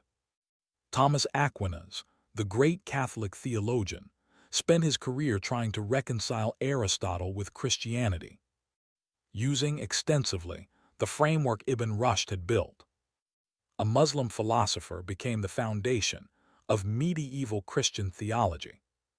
The story of Ibn Rushd is the story of how knowledge survives. Not through power, not through institutions, not through the strongest army or the wealthiest patron.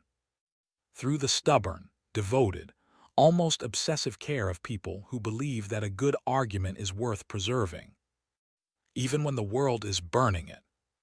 He leaves you with something that feels newly urgent in a world of easy certainty and quick judgment. Reason is not the enemy of belief, and belief is not the enemy of reason. They are when both are practiced with humility. Partners, each keeping the other honest, each pointing at something the other cannot quite reach alone. Rumi. The wound is where the light enters. There is an instrument at the beginning of Rumi's greatest work that he spends the first 18 lines describing. Not a lute, not a drum. A reed flute, cut from its reed bed, separated from its origin, crying, always crying for the place it came from. Listen to the reed, how it tells a tale of separations. Rumi spent his entire life saying that the longing, the ache, the emptiness, the sense that something essential is missing, is not the problem. It is the music. He was born in 1207 in Balkh, in modern-day Afghanistan. His family fled west when he was a child, ahead of the Mongol invasions that would destroy Central Asia. They settled eventually in Konya, in modern-day Turkey, where his father became a renowned Islamic scholar. Rumi followed in his father's footsteps.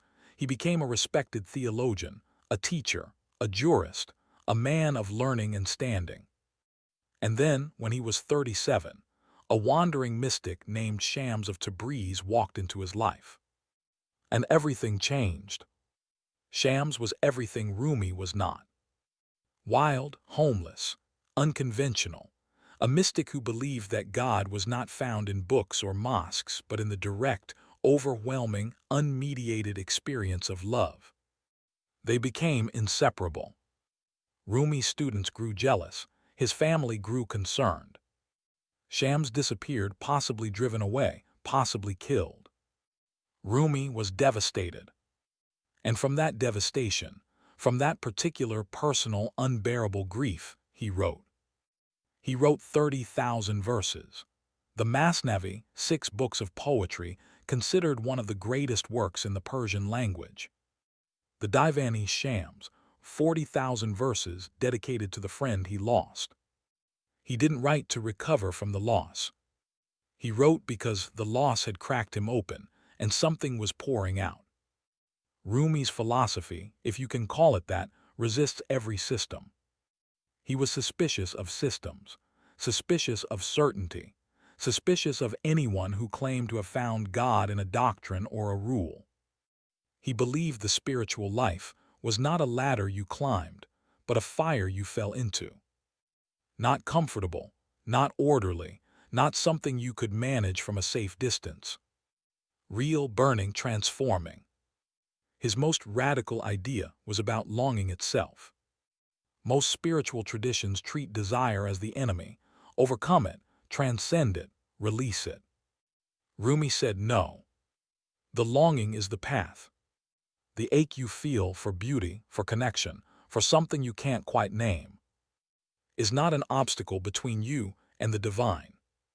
It is the divine pulling you toward itself. The wound, he said, is where the light enters. Your brokenness is not a defect, it is the opening. The crack in the jar is what lets the water in. He wrote about love the way other philosophers write about logic. With rigor, with precision, with the certainty that this, not argument, not reason, not doctrine, was the most reliable path to whatever truth existed. Out beyond ideas of wrongdoing and right-doing, there is a field. I'll meet you there. Not a debate, not a tribunal. A field open, undivided, waiting. He died in 1273 in Konya. His funeral was attended by Muslims, Christians, and Jews alike, people of every tradition who felt that what he had written belonged to all of them. He had never belonged to just one tradition. He never claimed to. I am not from east or west, not from land or sea. I am of no religion. My place is the placeless. My trace is the traceless. Rumi asks you nothing difficult. He doesn't ask you to reason more clearly or live more virtuously or question your assumptions. He just asks you to notice, honestly, without shame. The longing. The quiet, persistent, unreasonable ache for something more. Don't run from it, don't explain it away, don't fill it with noise. Sit with it. Because that ache, that reed crying for its reed bed, is the most alive thing about you. Rumi found the divine in longing and love. The next philosopher found it in a different kind of emptiness, not the emptiness of loss, but the emptiness at the heart of all things. He was the most radical Buddhist thinker who ever lived, and he argued that even the self you think you're protecting doesn't exist in the way you think it does. Nagarjuna, the philosopher who dissolved everything. Imagine you pick up a chair. You look at it carefully. You want to find the chair, the actual chair, underneath all your ideas about it. You take it apart, legs, seat, back, joints, wood fibers. At each stage you ask, is this the chair? The leg alone is not a chair. The seat alone is not a chair. The wood fibers are not a chair. Where is the chair? It existed in your mind as a collection of relationships, of functions, of conventions, but nowhere in the physical universe was there a solid, independent, self-existing thing called a chair. Now do that with yourself. That is Nagarjuna. He lived in southern India around the 2nd century AD. The exact date's uncertain, as with so much ancient philosophy.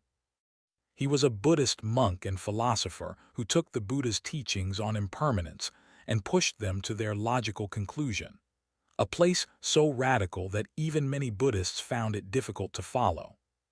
He founded the Madhyamaka school, the Middle Way school, and wrote a text called the Mula Madhyamakakarika, the fundamental verses on the Middle Way. It is one of the most technically demanding philosophical texts ever written, and its central argument can be stated in 2 words. Shunyata, emptiness. Emptiness does not mean nothing exists. That is the most common misunderstanding of Nagarjuna, and he anticipated it. He called that view nihilism and rejected it completely. Emptiness means something precise. Nothing exists independently. Nothing has its own inherent, self-contained, standalone existence. Everything, every object, every person, every thought, every concept exists only in relation to other things. The chair exists in relation to the floor, the person sitting, the idea of sitting, the tree it was made from, the hands that shaped it. Remove the relationships, and the chair doesn't become a simpler thing. It dissolves entirely. He called this dependent origination. Everything arises in dependence on conditions. When the conditions change, the thing changes. When the conditions disappear, the thing disappears. There is no fixed, permanent essence hiding underneath the surface of things, waiting to be discovered. The surface is all there is, and the surface is made entirely of relationships. Now here is where it gets personal. The self, the thing you have been defending, protecting, building, worrying about your entire life. Nagarjuna looks at it the same way he looked at the chair. Where is the self? Is it in the body? The body changes constantly, not the same cells, not the same shape, not the same face as the child you were. Is it in the mind? The mind changes thought by thought, a different mood by afternoon, a different belief by next year, a different fear by next decade. Is it in memory? Memory is reconstruction, not recording. It changes every time you access it. Where is the permanent, independent, self-existing you? Nagarjuna's answer, not as nihilism, but as liberation, is that there isn't one. This sounds terrifying. Most people, when they first encounter it, feel something like vertigo. Nagarjuna expected that. He said the vertigo was good. Because the self you are so desperately protecting, the reputation, the image, the carefully maintained story of who you are, is a construction, built from relationships, maintained by habit, real in the way that weather is real, present, powerful, affecting everything, but without any solid object at its center. And if there is no solid object to protect, the energy you spend protecting it becomes available for something else. For presence, for openness, for the kind of attention that becomes possible when you stop defending the borders of a country that was never really there. Nagarjuna's gift is the most disorienting and possibly the most freeing of any philosopher in this video. He does not ask you to be a better self. He asks you to look more carefully at what the self actually is, and to discover quietly, without drama, that the thing you thought needed so much protection is already, always open. Nagarjuna dissolved the boundaries of the self and found freedom in the dissolution. The next philosopher built a self, carefully, honestly, messily, from his own contradictions. He was the first person in Western history to make himself the subject of philosophy, and he did it by locking himself in a tower and writing about his own digestion. Montaigne, the first honest man. In 1571, a 38-year-old French nobleman retired from public life, climbed to the top of a tower on his estate, and started writing about himself. Not his achievements, not his philosophy, not his advice for how others should live.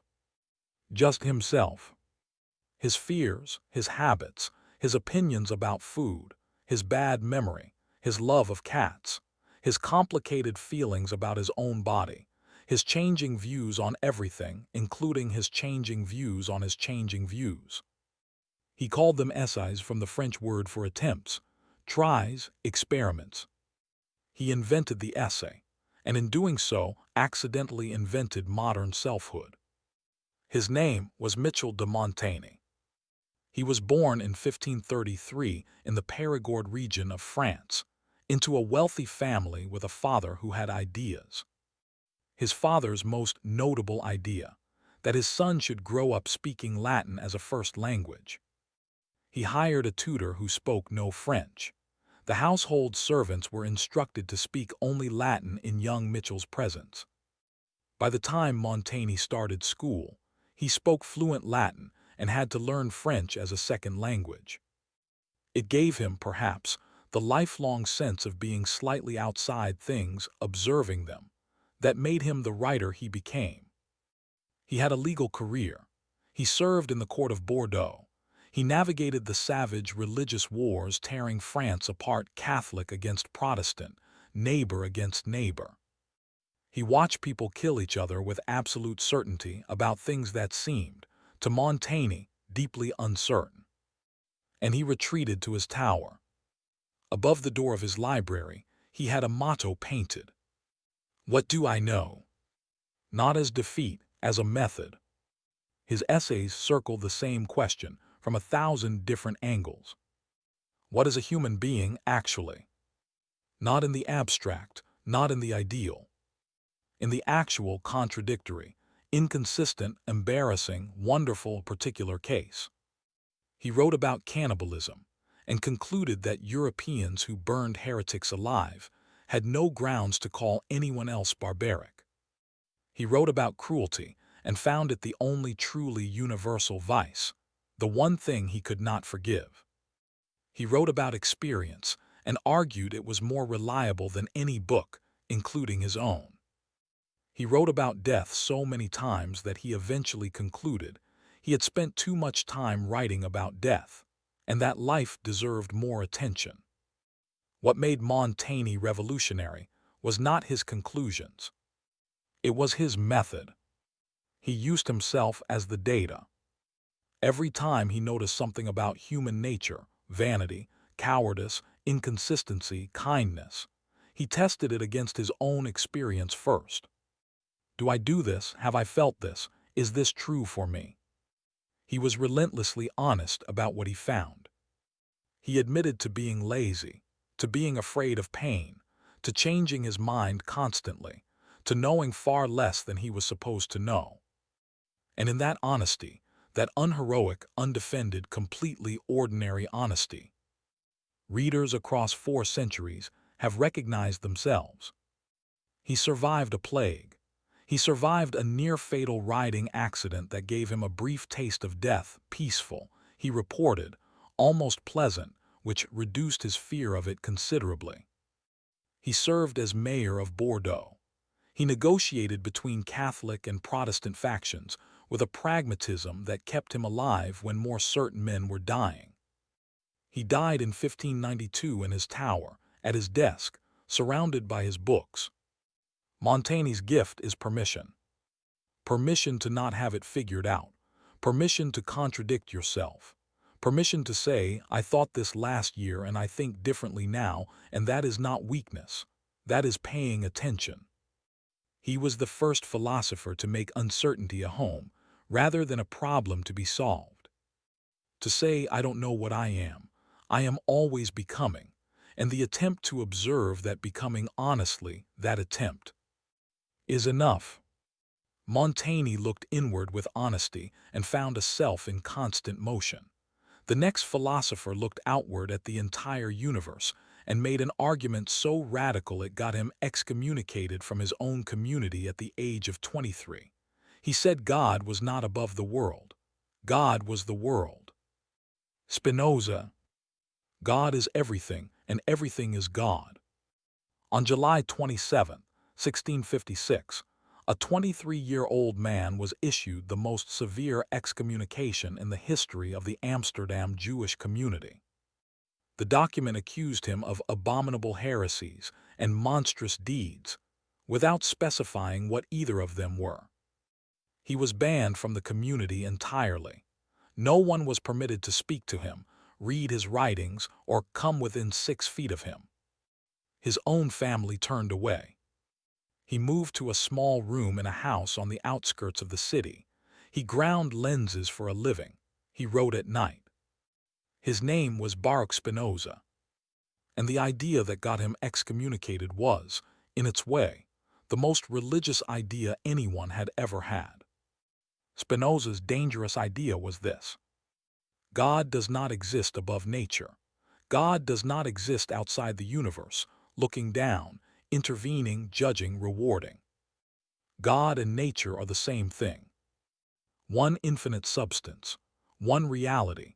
Everything that exists, every stone, every thought, every star, every grief, every moment of beauty, is an expression of the same infinite being.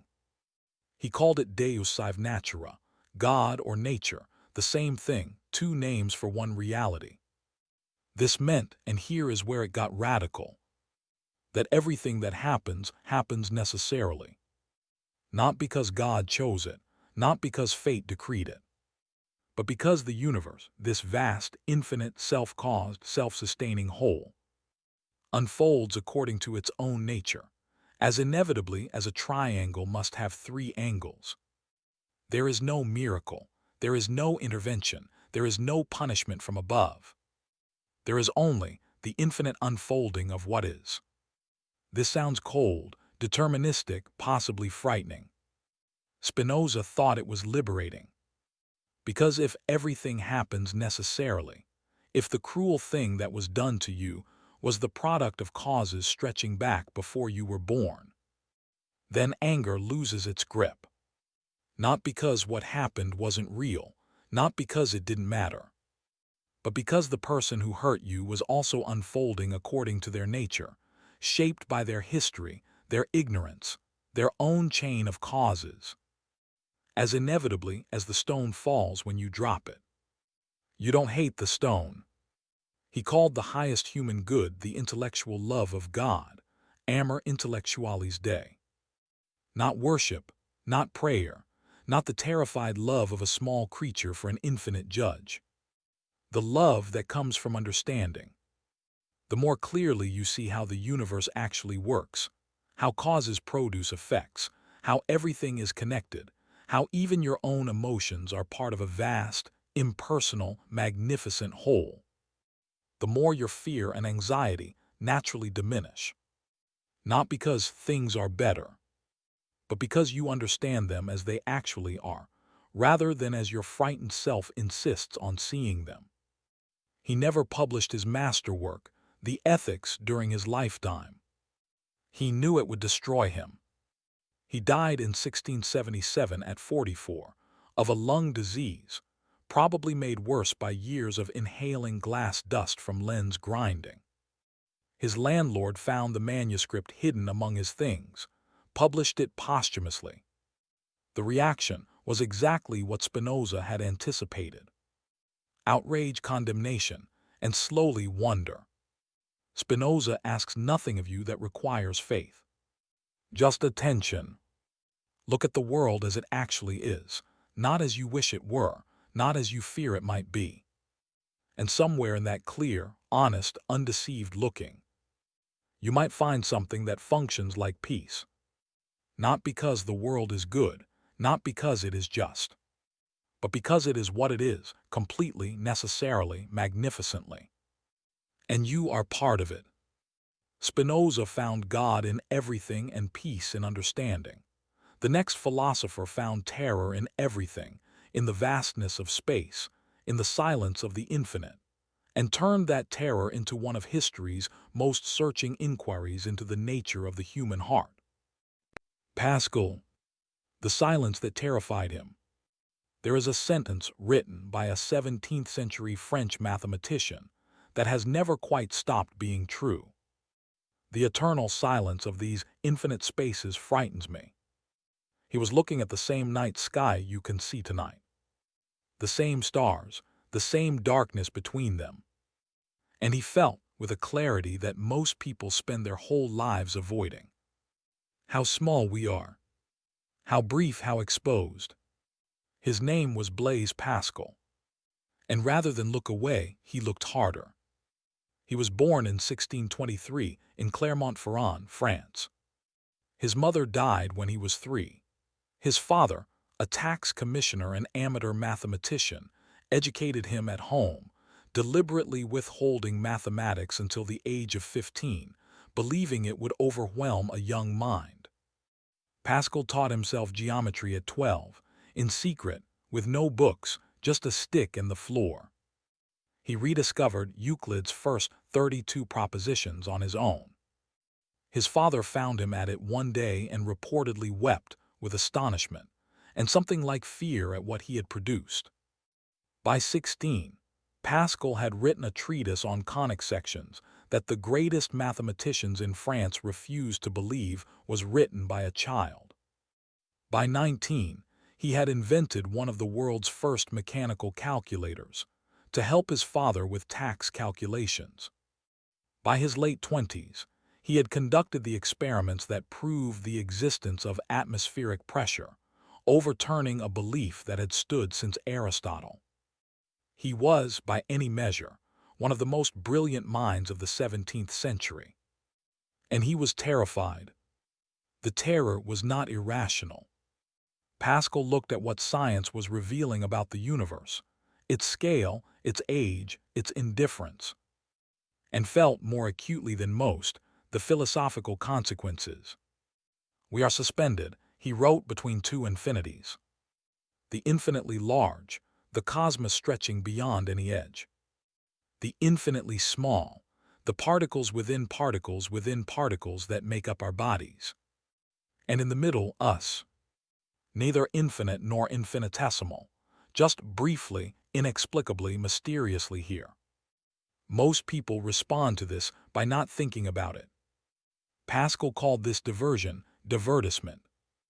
The endless, desperate, largely unconscious effort to fill every moment with noise, with activity, with anything that prevents you from sitting quietly in a room alone with the actual conditions of your existence. All of humanity's problems, he wrote, stem from man's inability to sit quietly in a room alone. Not as judgment, as diagnosis. We are not bad for seeking distraction. We are frightened, and the distraction is the only thing standing between us and the vertigo of really looking at where we are. Pascal's answer to the terror was faith. He became deeply, urgently religious after a mystical experience in 1654, a night of fire and weeping and certainty he could never fully describe, that he sewed into the lining of his coat and carried with him until he died. He spent his remaining years writing what became the Pensées, fragments of an unfinished apology for Christianity, one of the most searching, honest, and humanly vulnerable documents in the history of philosophy. He wasn't arguing from certainty. He was arguing from the same terror everyone feels, just refusing to pretend it wasn't there. His most famous argument, Pascal's wager, is often misunderstood as cynical. If God exists and you believe, you gain everything. If God doesn't exist and you believe, you lose nothing. The math, he said, favors belief. But the deeper point wasn't about hedging bets. It was about the unbearable nature of living with the question open. Pascal couldn't close it, couldn't pretend the silence wasn't there, couldn't look away from the infinite spaces. He made a choice, not out of certainty, but out of the human need for something to hold onto in the dark. He died in 1662. He was 39. He had been ill for most of his adult life, possibly from a neurological condition, possibly from the relentless pressure he put on his own body and mind. He gave his remaining possessions to the poor before he died. His last recorded words, "May God never abandon me." Pascal's gift is not comfort, it is company. He was one of the greatest minds in human history. And he was afraid of the dark too. He just refused to pretend otherwise. And there is something in that refusal, in that raw, brilliant, terrified honesty, that makes the dark slightly less lonely. Krishnamurti, the man who dissolved his own religion. In 1929, in the hills above Ajay, California, 3,000 people gathered to hear the man they believed would lead humanity into a new age. He had been identified at 13 by the leaders of the Theosophical Society, one of the most influential spiritual organizations of the early 20th century, as the vehicle for the coming world teacher. The new Christ, the new Buddha, the living embodiment of divine wisdom. He had been groomed for this role for 16 years. Thousands of followers around the world had organized their lives around him. He stood at the podium and dissolved everything. His name was Jiddu Krishnamurti. He was born in 1895 in a small town in southern India, the 8th child of a Brahmin family. His mother died when he was 10. His father, a minor official, took a job at the Theosophical Society headquarters in Adyar, Madras. A senior theosophist named Charles Leadbeater noticed the boy on the beach one day. He saw something in his eyes, in his aura, in something he could not explain, and declared him the vehicle the society had been waiting for.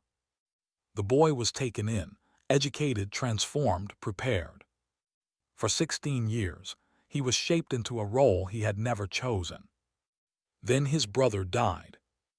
Nityananda, his closest companion, the person he had grown up with through all of it, died of tuberculosis in Ajay, California.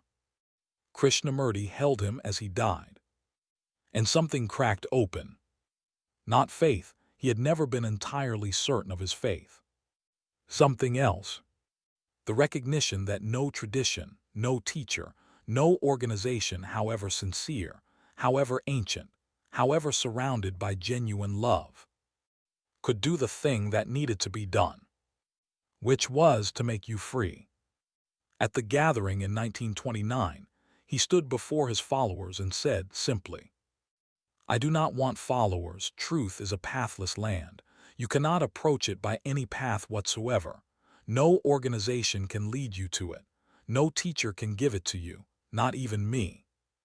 He dissolved the Order of the Star, the organization built around him. He returned the donations. He asked everyone to go home. He spent the next 60 years traveling the world, giving talks to anyone who would listen, consistently refusing to be followed, worshipped, or organized around. Every time someone built a system from his words, he dismantled it. Every time someone said, "Krishnamurti says," he corrected them. "Don't repeat what I say, find out for yourself." His central idea was simple and devastatingly difficult. Psychological freedom, the only freedom that matters, cannot be given. Not by a teacher, not by a tradition, not by a practice. It can only be discovered directly, personally, without an intermediary, by the person doing the looking. The moment you accept someone else's answer, even a brilliant answer, even a compassionate answer, you have stopped looking for yourself. And the looking, not the answer, is where freedom lives. He was suspicious of meditation techniques, suspicious of gurus, suspicious of philosophy as an academic exercise. Not because these things were worthless, but because they so easily became another way of avoiding the actual work. The actual work, he said, was simply this: watch yourself. Not judge yourself, not improve yourself, not compare yourself to an ideal. Just watch with complete, quiet, non-judgmental attention what is actually happening inside you right now. The anger as it arises, the fear as it moves, the thought as it generates the next thought. Just watching, without trying to change anything. Because in that quality of attention, pure, direct, without agenda, something shifts. Not because you forced it, because you finally stopped. He died in 1986 at 90. In his final days, he said something that had the quality of everything he had always said: simple, unadorned, slightly uncomfortable. I have said everything I have to say. If you haven't understood it by now, you will not understand it from more words. Krishnamurti leaves you with the most demanding and most liberating instruction in this entire video. Don't take anyone's word for it, not the philosophers in this video, not the traditions they represent, not even this. Look for yourself, with the full weight of your own attention, your own life, your own questions, your own direct, unmediated, honest looking. That is the path. There is no other. Krishnamurti asked you to look inward without intermediary. The next philosopher walked into the woods to do exactly that, not as a mystic, but as an experiment, to find out what a human being actually needs when you strip away everything civilization insists you cannot live without. Thoreau, the man who went to the woods. On the 4th of July, 1845, American Independence Day, a 27-year-old man moved into a cabin he had built himself on the shore of a pond in Concord, Massachusetts. The pond was called Walden. The cabin was 10 feet by 15. He had built it for $28. He grew his own food, he read, he walked, he wrote. He received visitors, he walked into town occasionally. He stayed for 2 years, 2 months and 2 days. Then he left with the same deliberateness with which he had arrived. His name was Henry David Thoreau, and the book he wrote about those 2 years became one of the strangest, most influential, most argued about texts in American literature. He was born in 1817 in Concord, a small town of farmers and merchants where everyone pretty much knew what a respectable life looked like. You worked, you accumulated, you built something. You participated in the commerce and the civic life and the quiet, grinding forward motion of a civilization going somewhere it hadn't quite decided on yet. Thoreau watched all of this and couldn't shake a question. What for? Not nihilistically, not with contempt. Just genuinely, what is all of this for? What do you actually get at the end of a life spent accumulating things you didn't have time to enjoy? He went to the woods to find out what was essential. His famous reason: I went to the woods because I wished to live deliberately, to front only the essential facts of life, and see if I could not learn what it had to teach, and not, when I came to die, discover that I had not lived. Not to escape civilization, to test it. To find out which parts of the life everyone around him was living were actually necessary, and which parts were habit, convention, or fear dressed up as necessity. What he found surprised him. He needed very little. A few hours of work per week to cover his basic needs, the rest of his time his.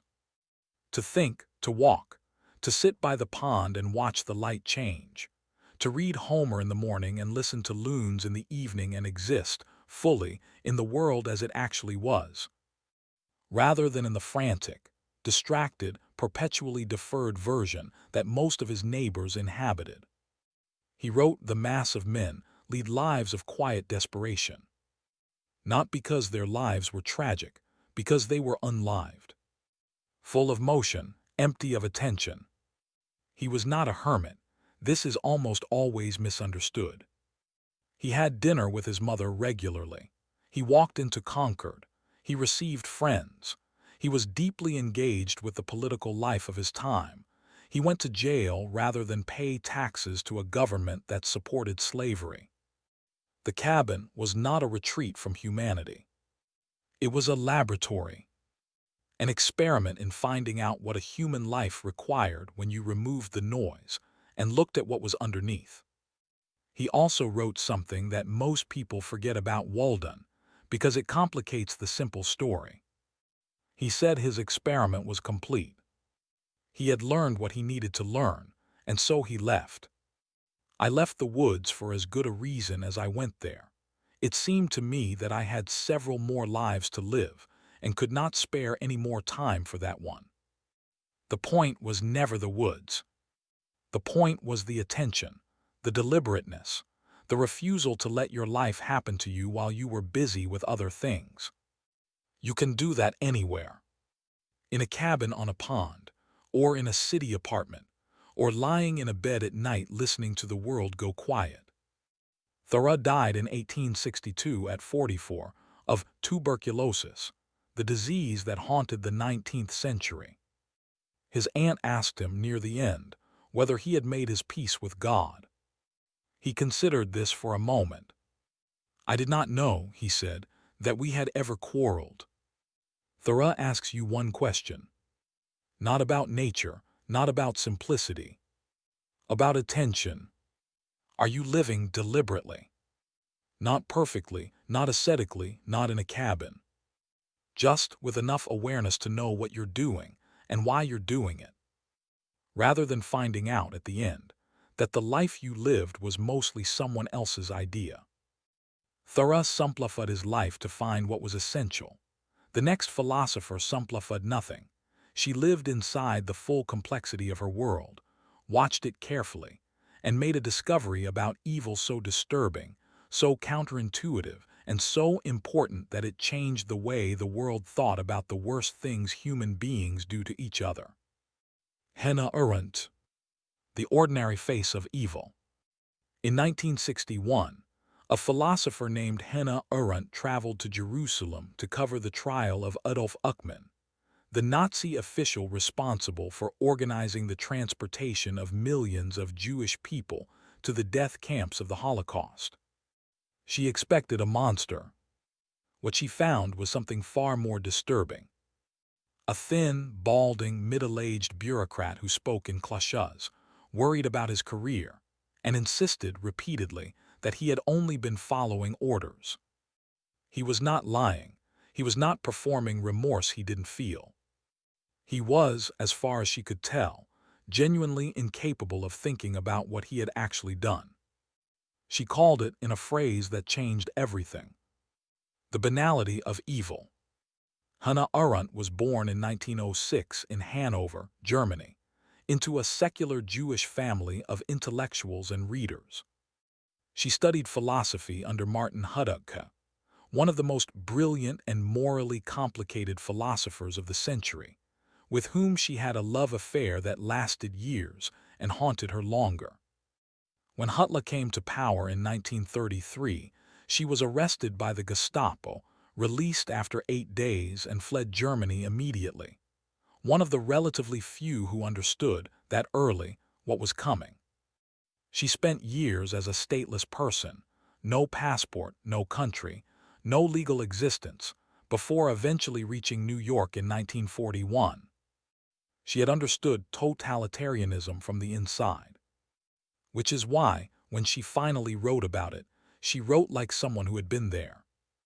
Her great work, The Origins of Totalitarianism, traced how fascism and Stalinism had not emerged from nowhere. They had grown from specific conditions: loneliness, the collapse of shared public life, the destruction of the kind of world where people could trust each other enough to act together. Totalitarianism didn't just require monsters. It required ordinary people willing to stop thinking. And Uckman sitting in his glass booth, organizing train schedules, never visiting the camps, never seeing a face, was the proof. Her argument was not, as some misread it, that Uckman was innocent. He was guilty. She believed he deserved to hang. He did hang. Her argument was about the mechanism. Evil of the greatest magnitude does not require evil people. It requires thoughtless people. People who do their jobs, follow procedures, meet their quotas, climb their ladders, and never not once stop to ask, what am I actually doing? Who is actually affected by this? What does this mean? Thinking, real thinking, was the one thing that could have stopped him, and the one thing he consistently refused to do. Arendt spent the rest of her life developing what she called the life of the mind. The idea that thinking, genuine, rigorous, uncomfortable thinking, was not a luxury. It was a moral act. The refusal to think, the retreat into cliché, into bureaucracy, into the comfort of following orders, was not neutral. It was a choice with consequences. She wrote about action, the human capacity to begin something new, to interrupt the chain of cause and effect with a free decision.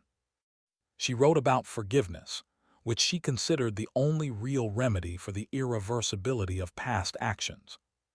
She wrote about plurality, the idea that the world is richer for containing many different perspectives, and that the destruction of plurality was the first move of every tyranny.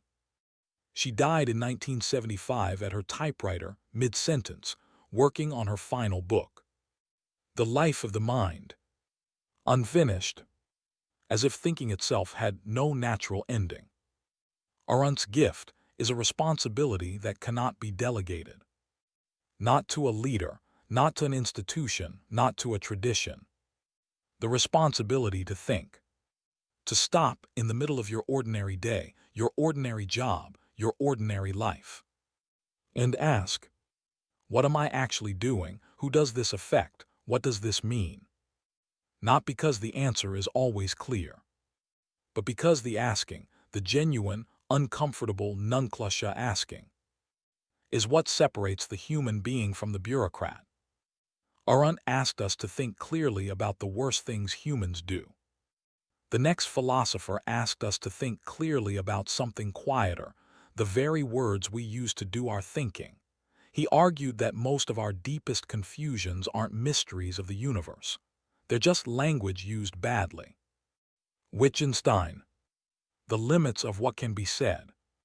There is a philosopher who wrote one of the most celebrated books in the history of the subject, then spent the rest of his life arguing it was wrong, who taught at Cambridge, one of the world's great universities, and told his most promising students to leave philosophy entirely and do something useful, who gave away an enormous inherited fortune because he felt it complicated his thinking, who worked as a gardener, a hospital porter, an elementary school teacher in rural Austria, not as punishment but as preference, who was regarded by Bertrand Russell as the most perfect example of genius he had ever encountered, and who made Russell feel, by the end of their friendship, profoundly uncertain about everything.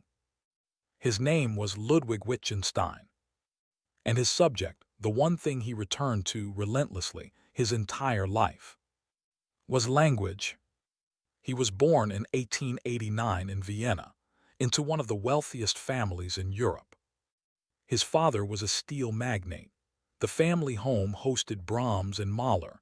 3 of his brothers died by suicide. He studied engineering in Manchester, became fascinated by the philosophy of mathematics, showed up, unannounced, at Bertrand Russell's door in Cambridge, and within weeks Russell understood he was dealing with someone exceptional.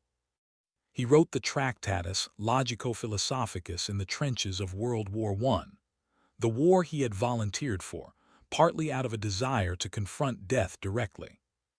He submitted it as his PhD thesis. His examiners, Russell and Moore, 2 of the greatest philosophers alive, emerged from the Viva examination looking slightly shaken. The Tractatus ends with its most famous line, "Whereof one cannot speak, thereof one must be silent." What can be said clearly. What cannot be said at all. Only shown. The ethical, the aesthetic, the mystical, the things that matter most. Wittgenstein believed they existed beyond the reach of language. Not because they were unimportant, because they were too important to be reduced to propositions. Then he changed his mind. Not about language mattering, about what language actually was. His early view treated language like a picture. Words map onto facts, sentences describe states of affairs. His later view, the one that emerged in the philosophical investigations, was messier and more human. Language, he realized, was not primarily a picture of reality. It was a tool, a collection of tools, as varied in their use as a hammer and a violin and a compass are varied in theirs. The same word means different things in different contexts. Game means something different in chess and football and playing pretend. And there is no single essence that all games share. Just family resemblances, overlapping similarities, no sharp borders anywhere. His great insight about philosophy itself was that most philosophical problems aren't deep mysteries of the universe. They are confusions caused by language. When philosophers ask, what is time, what is knowledge, what is the self? They are often taking words out of their ordinary context, where they work perfectly well, and trying to use them in a theoretical context where they produce only confusion. The cure for philosophy, he said, was not more philosophy. It was clarity, attention to how words actually work, how they are used, what they do. Philosophy, he wrote, is a battle against the bewitchment of our intelligence by means of language. He died in 1951 of prostate cancer at his doctor's house in Cambridge. His last words, reportedly, were addressed to his landlady, who had been sitting with him through the night. "Tell them I've had a wonderful life." From a man who had suffered deeply, from depression, from isolation, from the relentless, exhausting, never quite finished work of trying to say things precisely. The words landed strangely, wonderfully. Wittgenstein's gift is attention to words. Not pedantry, not correction. The simple, practical habit of noticing, when you say something, what you actually mean. Whether the word you're using fits what you're trying to say. Whether the confusion you feel is a mystery of existence, or just a word doing a job it wasn't designed for. Most suffering, he suggested, is at least partly linguistic. We torment ourselves with words failure, worthless, meaningless, wrong, as if they were facts about the world, rather than tools we picked up somewhere along the way and forgot to put down. Wittgenstein showed us that the limits of our language are the limits of our world. The next philosopher looked at the world that language had built, the world of everydayness, of distraction, of going through the motions, and said that most people were not really living in it at all. They were sleepwalking through it, and he had a word for waking up. Heidegger, the courage to actually exist. There is a question so obvious that philosophy almost missed it entirely. Not what is the nature of reality, not how do we know what we know, not what is the good life. Just, what does it mean to be? Not what things are, not how they work, not what they're for. What it means simply, fundamentally, strangely. For anything to exist at all. Martin Heidegger spent his entire life trying to ask that question clearly enough to begin answering it. He never quite finished. But what he found on the way is some of the most important and most uncomfortable thinking of the 20th century. He was born in 1889 in Meschurch, a small Catholic town in the Black Forest of Germany. He was meant to become a priest. He studied theology, then philosophy caught him and he never let go. He became a professor at Freiburg, then at Marburg, then back at Freiburg, where he eventually became rector. In 1933, he joined the Nazi Party. This is the fact about Heidegger that cannot be set aside and has never been fully explained. He resigned the rectorship a year later. He never explicitly repudiated his membership. He never adequately addressed it in his later work. His philosophy and his politics exist in a tension that every serious reader must wrestle with personally. His masterwork, Being and Time, was published in 1927. It begins with the observation that philosophy has forgotten the most basic question. Not the nature of individual things, chairs, numbers, gods, atoms, but the question of being itself. What does it mean for anything to be? And more urgently, what does it mean for you to be? You are not just a thing among things. You are a being for whom your own being is a question. You know you exist. You wonder what to do with it. You are aware, unlike the chair, unlike the stone, that you will stop existing. Heidegger called this being Dasein, being there, the particular, located, mortal, always already thrown into a situation kind of being that you are. His most important idea for the purposes of tonight is the concept of authenticity. Most human beings, most of the time, live in what Heidegger called das Man. The they. The anonymous, faceless, collective voice that tells you how things are done, what matters, what to want, who to be. You dress the way they dress. You want what they want. You measure your life by standards you never personally chose. Heidegger called this fallenness, not as moral judgment but as description. We fall into the they the way we fall into habits, not deliberately, not willingly, just by going along, by not resisting, by taking the path that was already worn. The escape from fallenness, if there is one, comes through what Heidegger called the call of conscience. Not a moral voice, not guilt. A strange, sourceless summons that calls you back from the they to yourself. That reminds you, in a moment of sudden clarity, usually in the face of anxiety or death, that this is your life, not the they's yours. That you are the one who must live it and die it. And that the life being lived in anxious conformity to the they's expectations is not in any deep sense yours. He spent decades writing about language, about poetry, about technology, which he saw as the greatest modern threat to genuine human existence. Technology, he worried, was turning everything, including human beings, into resources, into standing reserve, into things available for use.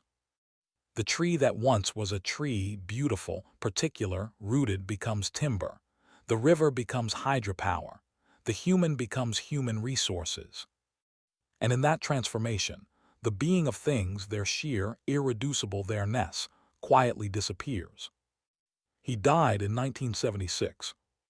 He had spent his final years in the Black Forest, in the simple hut where he had written much of his best work, returning, at the end, to the question of being he had spent a lifetime circling. He asked to be buried in Meskirch, the small town where he was born, where the bells still rang from the church tower he had grown up under. Back at the end to the beginning. Heidegger's gift, stripped of its difficulty, stripped of its complexity, stripped of everything that makes him the most demanding philosopher in this video, is a single question. Is this your life? The one you're living, the choices you're making, the values you're measuring yourself by. Are they yours? Did you arrive at them through genuine reflection, genuine struggle, genuine choosing? Or did you fall into them, quietly, gradually, without noticing? From the they. Hypatia, the woman who studied the stars and died for it. There is a city that exists now only in imagination.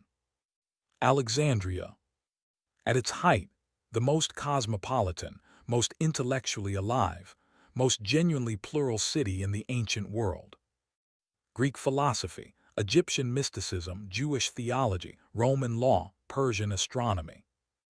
All of it in one city, in conversation, sometimes in conflict but alive. And at the center of that conversation, for a brief, remarkable window of time, was a woman. The only woman in the ancient world we know by name as a philosopher, mathematician, and astronomer of the first rank. Her name was Hypatia. She was born around 360 AD in Alexandria, the daughter of Theon, a mathematician and astronomer attached to the Great Museum of Alexandria. He educated her as he would have educated a son: mathematics, astronomy, philosophy, the full inheritance of classical learning passed directly without apology to a girl. She surpassed him. By the time she was an adult, she was teaching in the open streets of Alexandria, not in a private school, not behind closed doors, but publicly to anyone who came.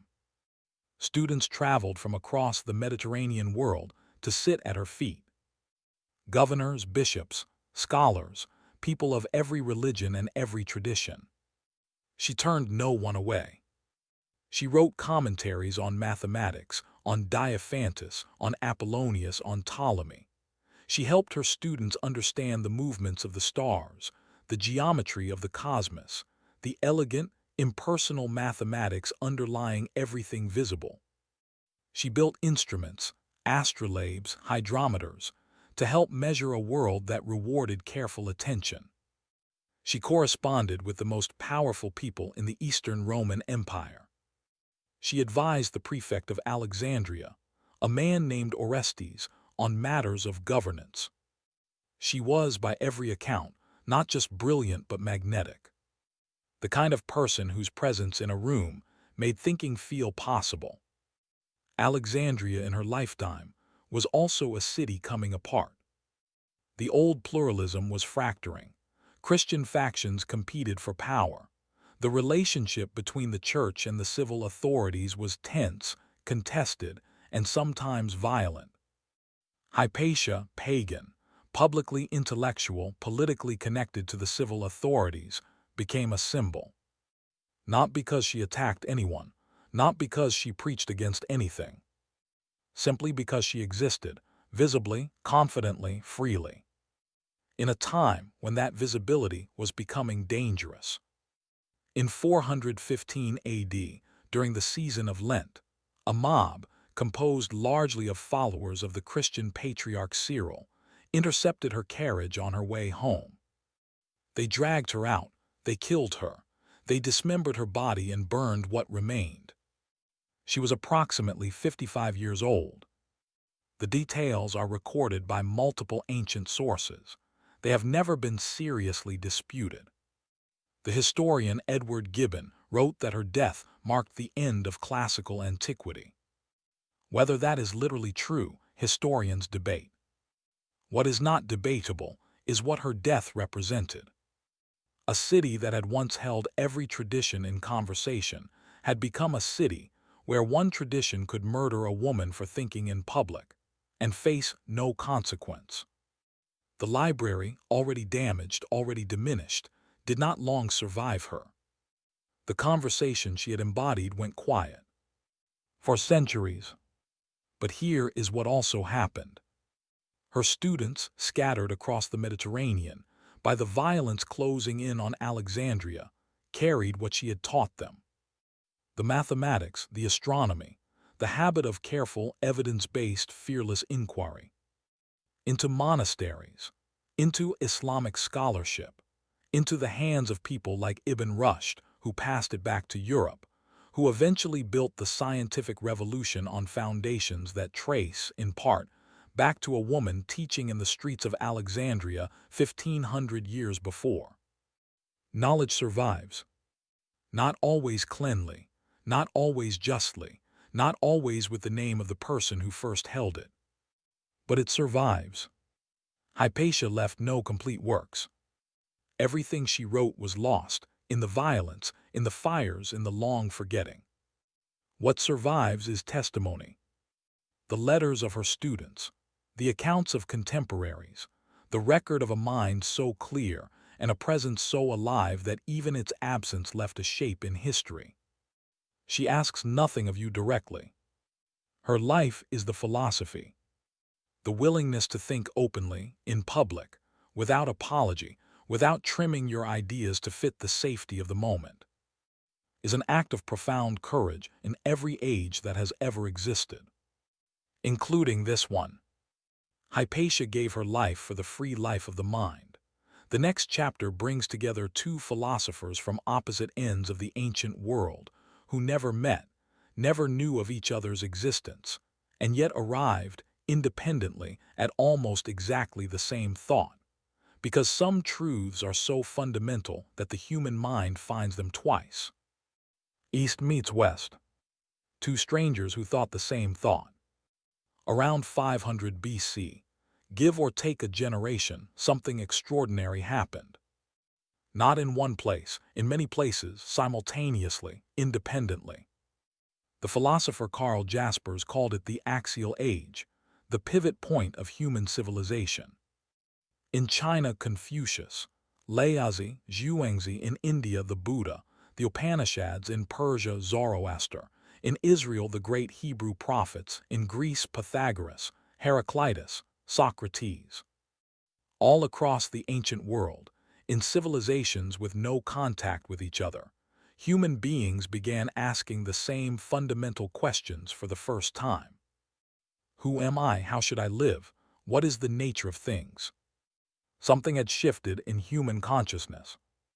And nowhere is that shift more beautiful, more strange, than in the parallel lives of two men who never knew the other existed. Laozi and Heraclitus. Laozi was in China. Heraclitus was in Ephesus, on the western coast of what is now Turkey. They were separated by thousands of miles of land and sea, by entirely different languages, different traditions, different gods. They never met, they never read each other, they had no way of knowing the other was alive. And yet, Laozi said, the Tao that can be named is not the eternal Tao, everything flows from the unnamed. Heraclitus said, the Logos underlies all things, most people live as if they have no share in it. Two words, Tao Logos, both meaning the hidden principle beneath the surface of everything, the pattern that cannot quite be said, the order underneath the chaos, the river underneath the river. Laozi said, you cannot step into the same river twice. Heraclitus said, you cannot step into the same river twice. Not a paraphrase, not a family resemblance. The same observation, the same river, the same conclusion. That everything flows, that permanence is illusion, that the only constant is change itself. Arrived at independently, from opposite ends of the world, by two minds who had never heard of each other. Laozi said, the sage does not speak. The Tao that can be told is not the eternal Tao. The deepest truth lives beyond language.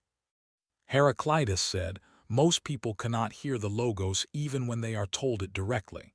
The truth is not hidden, but most people walk past it every day without noticing. Both believed in their different ways that the deepest reality resisted direct expression, that it could be pointed at, gestured toward, approached from many angles, but never quite captured in a single statement. Laozi said, the softest thing in the world defeats the hardest, water over stone, yielding over forcing, wu-wei, effortless action as the deepest power.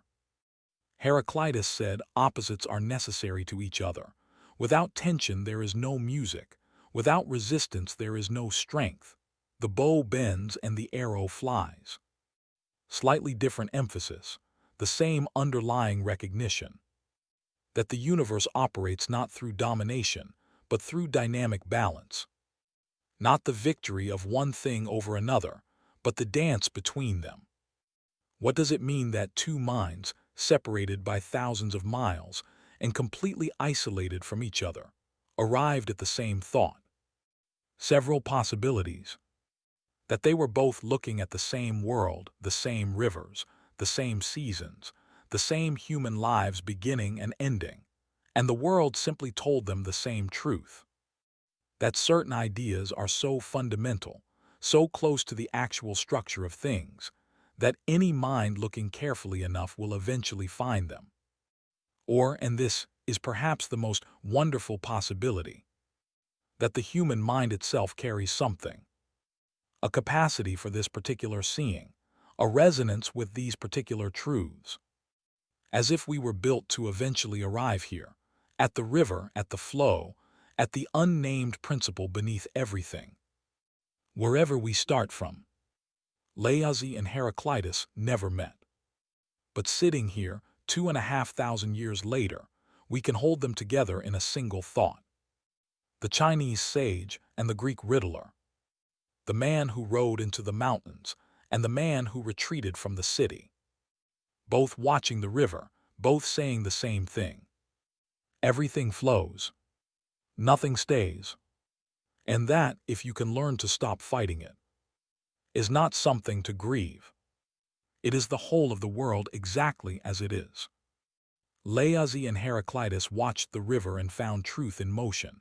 Now we come to the last chapter, not a philosopher from history, not a school or a tradition, just you, the person who has been listening all this time, because every philosopher in this video was ultimately asking the same question, and it was always addressed to you. You, the question that was always yours. You have traveled a long way tonight, from a Roman emperor writing notes to himself by candlelight, to a man in Athens asking questions until the city killed him, to a slave who discovered that no one can own what lives behind your eyes, to a butterfly that woke up as a man and never quite recovered from the question. You have sat with Epicurus in his garden, watched Diogenes ask Alexander to move, walked with Seneca as time ran out, floated with Laozi on the current of everything. You have felt Heraclitus's river moving beneath your feet, watched the Buddha sit under his tree, read Simone de Beauvoir's 9 words that changed everything, looked into Nietzsche's abyss and found it looking back. You have been in Confucius's cart, on the road between states, hoping someone would listen, watched Schopenhauer's pendulum and recognized it, sat with Camus at the bottom of the hill and decided to push anyway. The candles, the music, the accumulated weight of 30 lives. Here is what all of them had in common. Not their answers. Their answers were often contradictory. Epictetus said accept everything. Camus said revolt against everything. Laozi said yield. Heraclitus said the tension is the point. Nietzsche said create your own values. Confucius said honor the values you inherited. Buddha said release attachment. Rumi said follow the longing. They disagreed, profoundly, sometimes hilariously. If you put them all in a room, Diogenes would insult everyone. Socrates would ask questions until they all gave up, and Schopenhauer would leave early, convinced it was pointless. A moment of something almost like warmth, almost like a smile. But underneath the disagreements, one thing. Every single one of them was paying attention. To the world, to themselves, to the question of what it meant to be a human being briefly, improbably, mysteriously here, and trying to answer it as honestly as they could. Not for posterity, not for reputation, not to be quoted in a video 2,000 years later. Just because the question demanded an answer. And because living without trying to answer it felt, to all of them, like something less than living. You have been listening tonight for a reason. Maybe it was the voice. Maybe it was the darkness and the hour and the particular tiredness of a day that asked too much.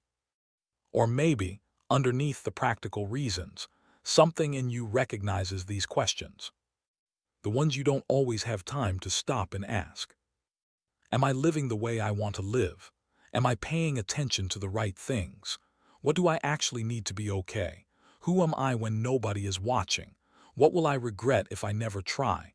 Is this fear or is this wisdom? Am I here, really here? These are not new questions. They are the oldest questions. the ones every human being in every century eventually finds themselves standing in front of. Marcus Aurelius faced them on the morning of a battle he didn't want. Socrates faced them on the day he drank the hemlock. Epictetus faced them every day in chains. Zhuangzi faced them lying in the dark wondering which dream was real. Epicurus faced them in his garden, satisfied with bread and water and the company of friends. Hypatia faced them in the street where the mob found her. They all faced them. With the same equipment you have, one mind, one life, one chance to pay attention. Philosophy does not give you answers. This is the thing they don't tell you at the beginning, and the thing every philosopher eventually admits. It gives you better questions. Questions you can actually live with. Questions that, when you hold them honestly, begin to orient you not toward certainty, but toward something more durable. Clarity, the kind that comes not from having it figured out, but from having looked at it clearly enough to stop being afraid of it. Aristotle said you become what you repeatedly do. So in the small space of tomorrow morning, before the day gets loud, do one thing that is yours. Not the theys, not the agenda you inherited, not the life on autopilot. One small, deliberate, genuine thing. A question held honestly, a moment of real attention, a choice made because you chose it, not because it was easiest, not because it was expected, but because it was true. That is all philosophy has ever asked of anyone. 30 philosophers, 30 attempts, 30 lives spent on the same question. And now the question is yours. It has always been yours. The candles, one by one, very slowly going out, until there is only one left, yours. Sleep well. The questions will be here in the morning. So will you. And that, every philosopher in this video would tell you, is enough.